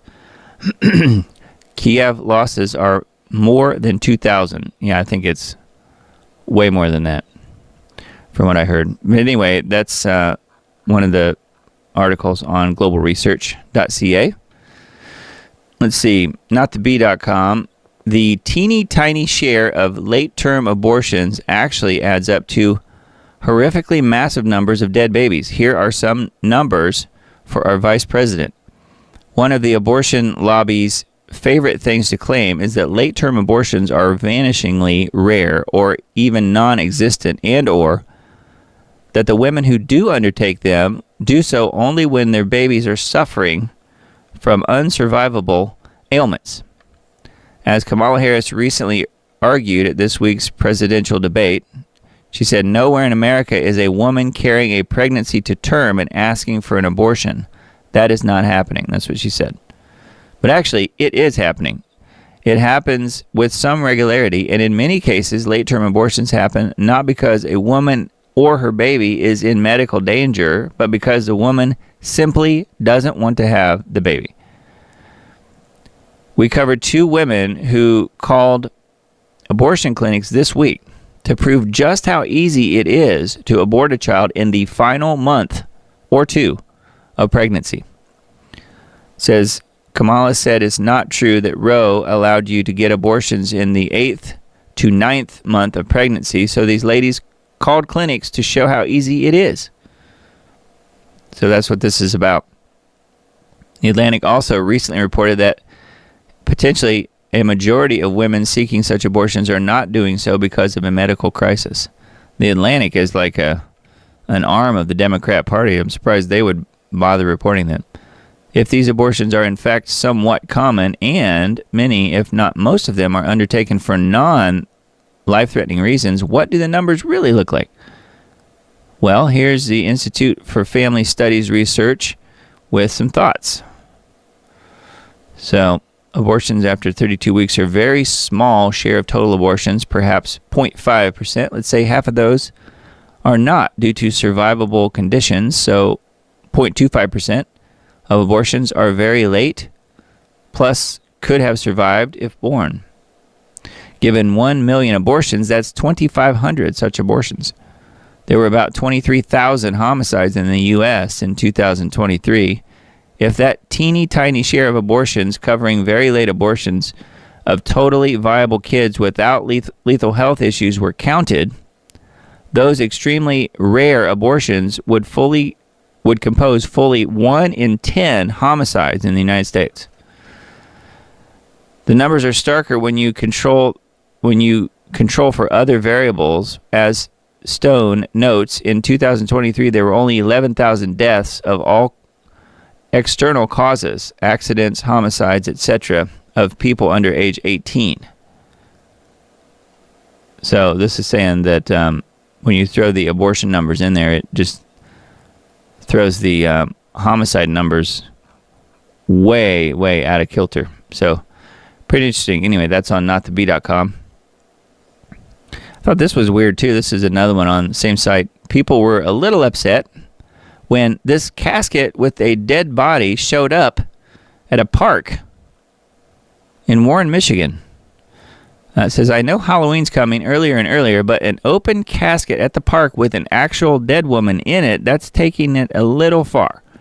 Social media speculation ran wild when this picture of a man sitting at a picnic table next to an open casket with a body began to circulate. This is the tweet. There's a picture here. There's a guy at the table. Here's the casket. Oh, just another day at kid-friendly family park in Warren, Michigan. An actual dead body in a casket at a run-of-the-mill park. So what's going on there? It says police in Warren, Michigan were called this week to investigate what exactly was going on at Butcher Park. What an unfortunate name. Turns out that the woman in the coffin was 97-year-old Madonna Stiller, and the man at the picnic table was a funeral director who had set up a viewing for the family who all lived nearby. We just wanted to honor my mother, said Stiller, a Chesterfield Township resident who grew up in Warren. We didn't mean to cause any problems and didn't mean for it to be in the newspaper. An obituary notice said Mrs. Stiller spent countless hours gardening, both flowers and vegetables, with loads of rhubarb. She loved canning tomatoes and cucumbers, as well as making jams, jellies, and rhubarb sauce. Madonna also took great pleasure in cooking and baking. Unfortunately, no one contacted the city authorities to let them know their plans. So the police had to get involved to investigate whether there was any foul play with the dead body in the park. So, lesson learned, if you're going to have your viewing of your dead loved one, don't do it in a park without getting the okay first. Thought that was wild. But what do you expect in Gretchen Whitmer land? Funny that they tagged Gretchen Whitmer in the post. Crazy stuff.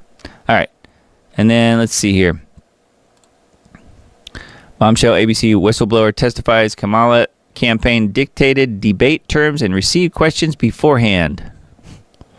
Which is, we mentioned that earlier. Oh, there's the affidavit. This is some pictures of it that was some of the similar ones that were on the Hal Turner site as well. So you can see them on this page on InfoWars. So we'll link to this in the Substack post if you guys want to look at the affidavit.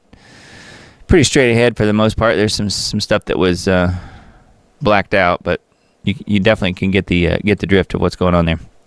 Father of 11-year-old boy killed by a Haitian migrant says that he wished his son had been killed by a 60-year-old white man instead, because that would have been better. This is the world we live in now. So he doesn't say he wishes that his son would never have been killed, and the person who is responsible for it, no matter what their skin color or where they're from, should go to jail. He didn't say that. He said, I wish my son would have been killed by a 60-year-old white man, instead of I wish my son hadn't been killed at all. This is how sick these people are. What is going on? So, anyways, I think he needs to rearrange his priorities a little bit, don't you? That's on modernity.news. Watch RFK Jr. breaks down how biased the debate moderators were against Trump. Moderators failed to challenge the whoppers that the vice president was saying. Yeah. Pretty much everything she said was a whopper. But again, she had the earrings. That's what mattered. The audio earrings, if you ask me. And then, whoops, The Atlantic, I mentioned them a minute ago, makes Trump look epic in this cover, which was intended as a smear. There's the cover. I don't know if you guys can see it. Here it is. Wow, that's actually, I designed covers for magazines. That one's pretty amazing, actually. I like how they have the the elephant in the cage. It should be a rhino in there. I wish it was a rhino instead of an elephant. That would be better. But otherwise, yeah, it's not exactly going to hurt his reputation, I don't think. What do you think? Inspired by the visual language of old Ray Bradbury and Stephen King paperbacks, this person, Metz, created this illustration, which may be the first cover without a headline or typography in the Atlantic's 167-year history. So they didn't put a headline on it. Pretty wild. Again, it would have been better though with the rhino, not the elephant. Interesting. All right. VaccineImpact.com. I was looking at this earlier. There's a couple of things that look like ads, sort of, so I'll skip those. But The articles we'll mention here are, this first one is, the state can steal your baby anytime they want with a false drug test, a criminal drug testing market. Yeah, babies taken away from parents by false drug tests. So yeah, they do use that. CPS likes to get their hands on little kids sometimes, so quite often actually. So that does happen. And then geoengineeringwatch.org, this week's show, Weather Gods. The weather gods who want us to believe that they can make it rain on demand. Amazon rainforest drier than the Sahara as drought hits Brazil. Great Barrier Reef already been dealt its death blow. Man's interference with nature has done irreparable damage. How much longer can civilization survive without a functional planet? That's kind of a key question. Pretty important. So that is GeoWatch for this week. Geoengineering Watch Global Alert News. And make sure you catch that if you haven't already. That is show number 475, September 14th. And again, make sure on the you want to be on the email sign-up list. You can click that little block right there and access the form there to put your email address in, and you'll be on the GeoWatch list, so you'll get the various posts that we do sent out to you. So yeah, that's how you do that. And then the temperature outlook for the next 6 to 10 days, we always look at this. This is what I call the scheduled weather map. September 21st through the 25th. You've got the the normal bands. I mean, typically it's above and below normal. This time we have mostly above normal, and then a little bit of near normal with not much below normal. Just that little blob out here in Idaho is below normal. Everybody else is going to be pretty hot. Pretty hot. So yeah, anyway, that is the scheduled weather. And then I wanted to mention some of the posts here on X that I put up. One in particular, I mentioned the Mike Adams one earlier. Let me see if I can find that. It's on my Diamond Report. It's the Diamond RPRT on Twitter X. I thought this was kind of interesting. Laura Logan tweeted this: how I imagined evil as a kid and how it actually looks. And I said the one on the left controls the ones on the right. That's how I interpret that. Okay, and then let's see. There's a purpose for all of these tweets that I repost. I thought this one was pretty funny. From Royce White put this up. I'm still looking. Kamala hates me. I'm still looking for the article here. Oh, here's the earrings. I wanted to mention this. Facebook fact check my Kamala earrings post. Now you can't even talk about earrings on Facebook. So here's what I posted. This is the Nova earrings. Now this is one model. They have another one that has the same base part as what she's wearing. Here is her earrings. See the they look like, I don't know, like a little bracket underneath the bulb part. That's the ones that she had on. This is the ones in this catalog website.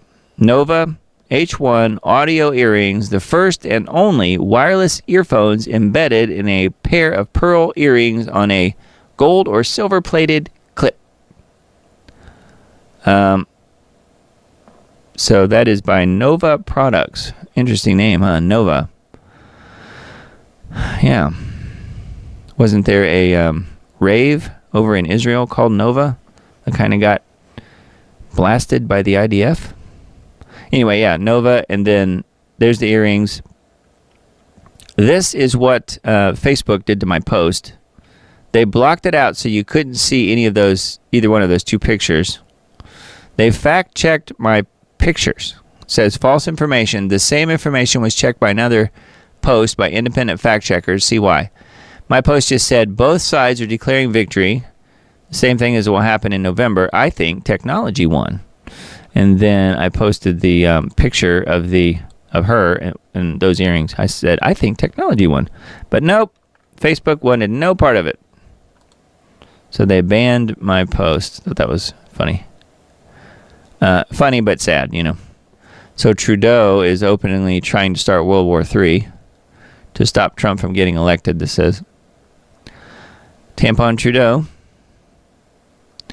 All right, here is the Health Ranger tweet that I wanted to mention. And see if you guys agree with what he says here. I know I do, and even made a post about it. I don't know that Mike saw it, but I did say that what he's describing here is, in my opinion, Revelation 18 playing out. This was posted September 13th, so Friday at 2 o'clock. Reminder to everyone that Russia has 100 megaton warheads fitted into deep ocean water suicide drones, which are already parked into the continental shelf walls off the east coast of the U.S. These doomsday weapons, which are thousands of times larger than Hiroshima's atomic bomb, merely await low-frequency satellite-based detonate commands, and they will unleash a massive tsunami of radioactive water that will absolutely inundate, decimate, and obliterate the entire east coast of the continental United States, making the entire region, unlivable for at least 3 centuries, while decimating much of the life in the Atlantic Ocean. On top of this, treasonous fools like Blinken, Sullivan, and whoever is running the White House right now are desperately trying to provoke Russia into a full-scale war, almost as if they want the U.S. to be nuked into oblivion. We are truly on the verge of the end of the world, and we have unelected criminal traitors and morons in charge who claim the American people are the real threat. I would say, and Trump too, right? Note that Russia detonating an underwater nuke will avoid releasing radioactive fallout in the atmosphere and will concentrate the fallout into the ocean water that inundates the U.S. Kiss New York goodbye. D.C. will be gone. Boston, Norfolk, Virginia, Miami, you name it, all gone. No warning. No evacuation. Tens of millions die in mere minutes, then millions more from radiation poisoning. America will be utterly defeated and will have to negotiate a surrender with Russia. There won't be a single incoming ballistic missile to respond to, just a massive radioactive tidal wave that's 1,000 feet high or more and will travel tens of miles inland, poisoning to death everything it touches. Thank the Dems in the treasonous corporate media, big tech, election rigging collusion, and people like Mike Pence for putting us in this situation. Stolen elections have real consequences. That's almost the same exact verbiage I started last week's show out with. Anyway, I'm definitely on the same wavelength with Mike here on that. So I thought of that as well, that it would seem obvious that they would use that type of a weapon versus missiles, because then the radiation would inundate the people in this country, not so much the people in Russia. It's not going to come back on them. That's why I think the argument that nukes would ever be used in Ukraine is sort of a dumb argument, because if they use the nuke in Ukraine, the fallout is going to hit Russia. It just doesn't make sense. Anyway, I thought that was really good, and thanks to Mike Adams for putting that out there. I thought that was good info. So this is another Candace Owens article that I found. This is Israel 365 News is kind of letting her have it here. Another baseless attack. Oh yeah, well let's see who she's quote attacking. It says the Lubavitcher Rebbe and the Jewish people. Guess who? We mentioned him last week. This is the what's his face? Schneerson. So this is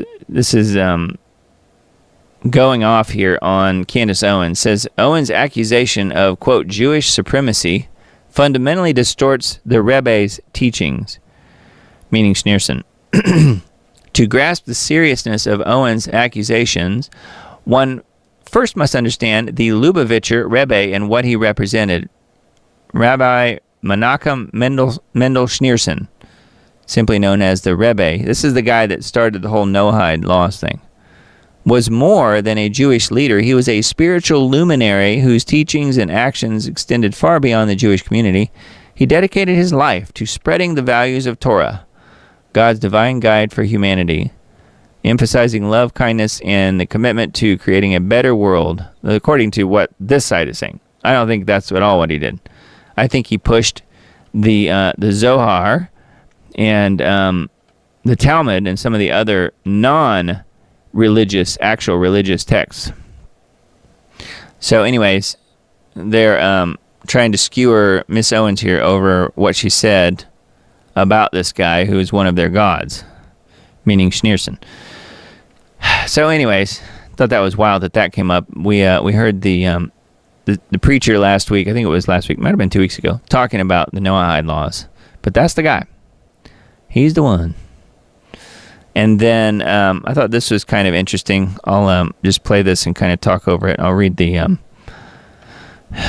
some of the text here. This guy is in one of the most bombed cities in northern Israel, which, you know, I get it. I mean, you don't want to see any cities being bombed. But he's talking about how terrible it is in this city that's almost like a ghost town. But what he's not talking about is what they're doing in Gaza. Most of the buildings are leveled in Gaza. And yeah, it's a ghost town there too because they've killed everyone. Here, at least the people had the option to leave alive. I mean, it's not a good situation either way. I'm not saying it is. But these were rockets that have destroyed these buildings and houses and stuff and forced the people to move away. That's sad. That's bad news. I would not want that for anybody. But look on the other side of the fence where a Gaza Strip is here. And note that everybody's being wiped out, obliterated, not only the buildings, but the people. But they conveniently don't mention those little important facts. So, along those lines, I wanted to play a little bit of this video tonight. And we may play a little bit more of it in the coming weeks. It's a really, really good one. If you've not seen it, you should watch it. It's called The Mystery of Israel Solved. And it's something that I mentioned months ago, but it is really good, and I think it has some important details here that we need to pay attention to. We'll just watch a little bit of it. It's a longer video. It's an hour long, so we'll just watch just a few minutes of it. But I do think what this guy brings up in here is really, really important to understand the whole Israel thing and how it is not what the evangelicals believe it is, Israel. And we'll just let this guy do the explaining. I think he does a good job. Yeah, anyway, that was just a little snippet of that documentary. It's really, really good, so highly recommend that you guys watch that one. It's called The Mystery of Israel Solved, and I'll link to it in the Substack post, but it's available. It's out there. I'm not sure if it's on YouTube. I would be surprised if it is, but it could be, I suppose. But it's definitely on Brighteon, Rumble, and places like that. So it can be found. This is on Mike Adams' channel, actually, on Brighteon. So it's a really good explanation as to the foundations of where this nation-state of Israel came from. And that it was literally founded, I'm sure, as many of you guys know, by the Rothschilds and their satanic family. So it goes into how the Israel state, the state of Israel is, its foundations are literally the synagogue of Satan. I mean, and that's where it comes from. Anyway, it is not at all what many people believe it is. And you have the evangelicals out there fighting furiously for Israel and saying how wonderful it is and how genociding all these little kids over in Gaza is a good thing. So anyway, I cannot agree with that, and I know other people out there who tune into this show don't agree with me, and you're welcome to have that be your feeling, although I would say that the facts outweigh your ability to understand what's going on over there. So definitely give this show a watch. I think it's really good. Mystery of Israel Solved.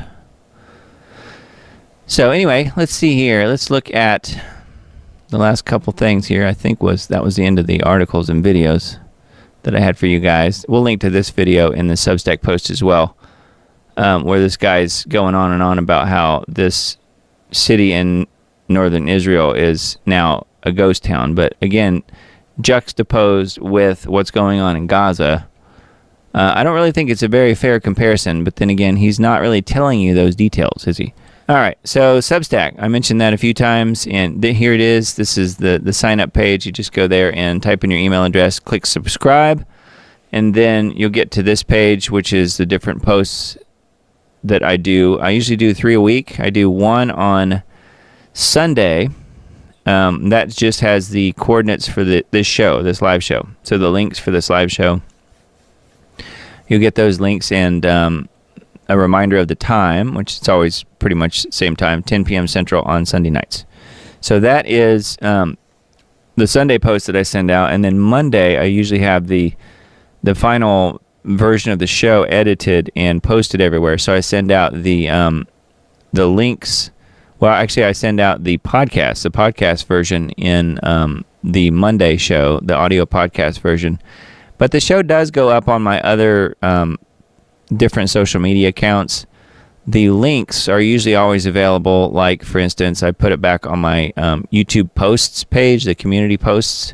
I put it there. You'll have the links to the show on Rumble and BitChute and Brighteon and so forth.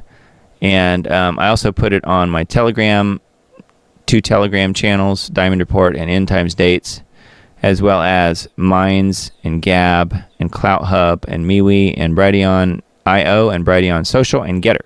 So I usually do put it on all of those places right away. So if you want to see the final version of this show, it will be posted on those different social media platforms tomorrow, probably in the afternoon, I'm guessing. That's usually about how long it takes me to get this show completely cleaned up and edited like I want. And even though it's a live show, I still do some tightening up and remove some of the different things, and maybe a cough here or there, or maybe a video if it's running too long or something. So I do edit it down and then post it on these other platforms like Rumble and BitChute and Brighteon. And usually back on Facebook if they allow it, although I've had a few videos banned from there recently as well, so it's hard to say. The YouTube version of this show, even though I'm on YouTube right now, the final version of this show won't be available until Tuesday because I have to do a separate second edit for this show. I go through and remove all the medical misinformation. You know what it is. Anything where I'm talking about any of that stuff. I remove all that stuff because I have lost so many videos and one whole channel over it in the past and don't really want to do it again. So I go through and make an edit of the show that doesn't have any of that stuff in it. And that's what goes up on YouTube on Tuesdays. And I do a premiere on Tuesdays. And usually I'm there in the chat on the premiere if anyone wants to join me for that. But it just depends on what time I get the show done and the video uploaded and everything. Sometimes it takes a while and it's later on Tuesday, but sometimes it's as early as Tuesday morning. So it just depends. You'll have to be on the Substack list to know when that is.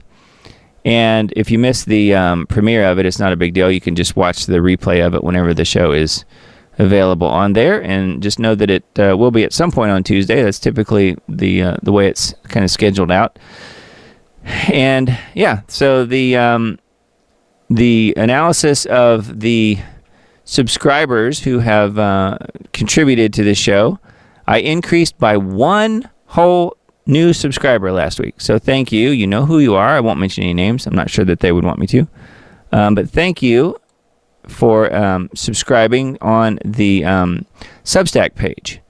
As I got 1 new paid subscriber, and I think I'm up to 12 now. So I'm up to 12, and it's a good thing. It's a good thing. So thank you all who are helping me, and then also to the folks who bought stuff from the store. And if you want to support the show, what I'm doing, I'm spending a ton of my time every week putting this show together, and I love doing it. But just know that, like anything else, time is money, and I've got expenses as well. So if you want to buy a shirt or a hat or something like that and support the show, I would certainly welcome that, and thank you for all who have done that. Mugs, we've got mouse pads, we've got laptop sleeves, we've got all kinds of stuff here. So the various different designs here, obviously the Diamond Report is this live show, Some of the designs on the shirts, like this one, has the word live on it, Diamond Report Live. This one, these don't really have the live on there. But you'll see some that say conspiracy analyst. That's kind of a catchphrase that I use. And then some of these other designs are the End Times Dates logos. That's for the End Times Dates series that I have done as well over the years.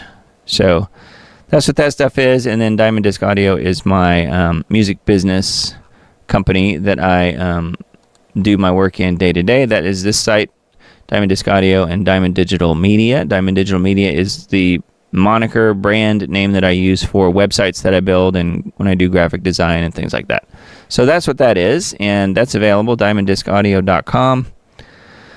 And that will detail you, give you details as to what it is that I do, and if you're interested, if you happen to be in need of someone to build a website or some graphic design related thing. This is some of a few of the websites that I've put together over the years, and some client testimonials and things like that. So anyway, that stuff's on there. If you're interested, you can check that out, and certainly appreciate anybody that you can send my way for those types of things, any kind of media related things. And then YouTube.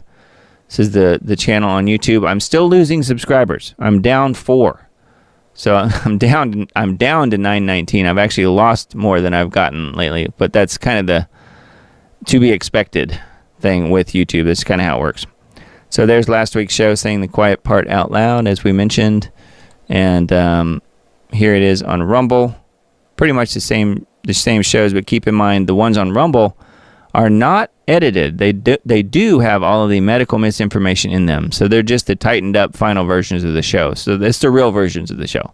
The ones on YouTube are the what I call a clip, but it's really just the full show minus the medical misinformation.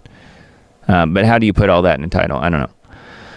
Anyway, the show is also available on BitChute and Brighteon, other good platforms, and feel free to join that. And then also, I'm not usually logged into Band, but here it is. This is the Band group, so increasing a little bit on the number of folks in there. And Miss Emily put the link to join in the chat on Rumble and also on YouTube. So if you guys want to join, I think the link is also in the description box as well. So feel free to join there. I certainly would appreciate it, and it's totally free. And no pressure on helping out, whether subscribing or with anything from the store.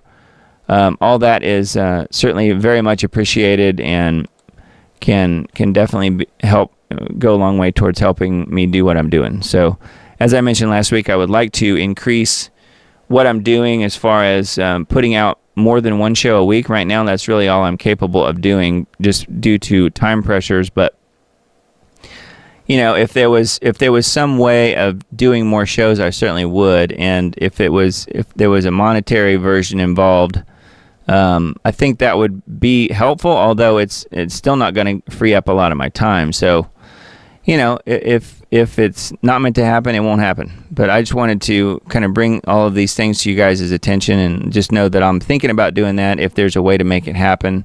So far, one show a week is about all I've been able to do, but I've enjoyed it, and hope you guys have as well. And I know I always learn stuff on these shows, because again, I look at what I want to talk about, and I don't necessarily go through all the details until I'm live with you guys. So we're kind of going through it all at the same time, more or less. I find some stuff to talk about, and then we go through the details live and together. So we'll call it a night for tonight. It is 12:50 a.m. on 9/16. The next show will be 10 p.m. Central Time on the 22nd. So 9/22, we'll be right in the middle of the old UN thing that we were talking about earlier, the Summer of Love or whatever they're calling it. But yeah, we'll check that out, and hopefully have some more info on that very soon, and we'll see how it goes. I'm not looking forward to reporting what's probably going to happen, and that is more of a world government, is my guess. That's what they really want. That seems to be where it's headed. Anyway, I hope you guys have a blessed week this week, and feel free to reach out to me anytime. You can do so by leaving a comment on videos, or join the band group, or the Substack. Those are the easiest places to get a hold of me for sure. And anyway, I hope you definitely have a blessed week this week. And keep your eyes to the skies. And make sure that you are right with God, because we do not know how much time we have. That's for sure. I was just telling somebody else that in an email earlier in the last day or two. We just have no idea how much time we have. And make sure that you're, keep the truth stuff front and center in your life, but don't let it rule your life to the point where you are being a burden on those around you who are not fully woken up to what the stuff that we talk about on this show and the other stuff that you guys mostly are probably tuned into like I am. Don't become a downer, like a Debbie Downer type of person where, I don't want to be around that person in my family because they're just going to talk about how miserable things are. Don't be that person. And if you've got kids, you know exactly what I'm talking about.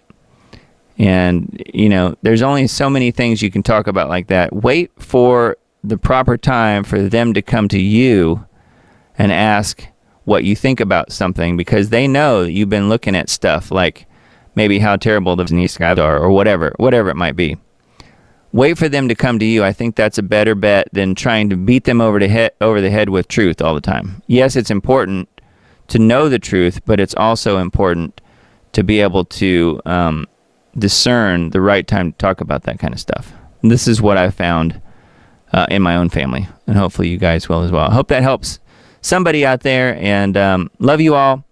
We'll see you again next week, and make sure you, again, you're on the side of God and that you have Jesus close to you, because we do not know how much time we have. We'll see you again next week, you guys. Love you all.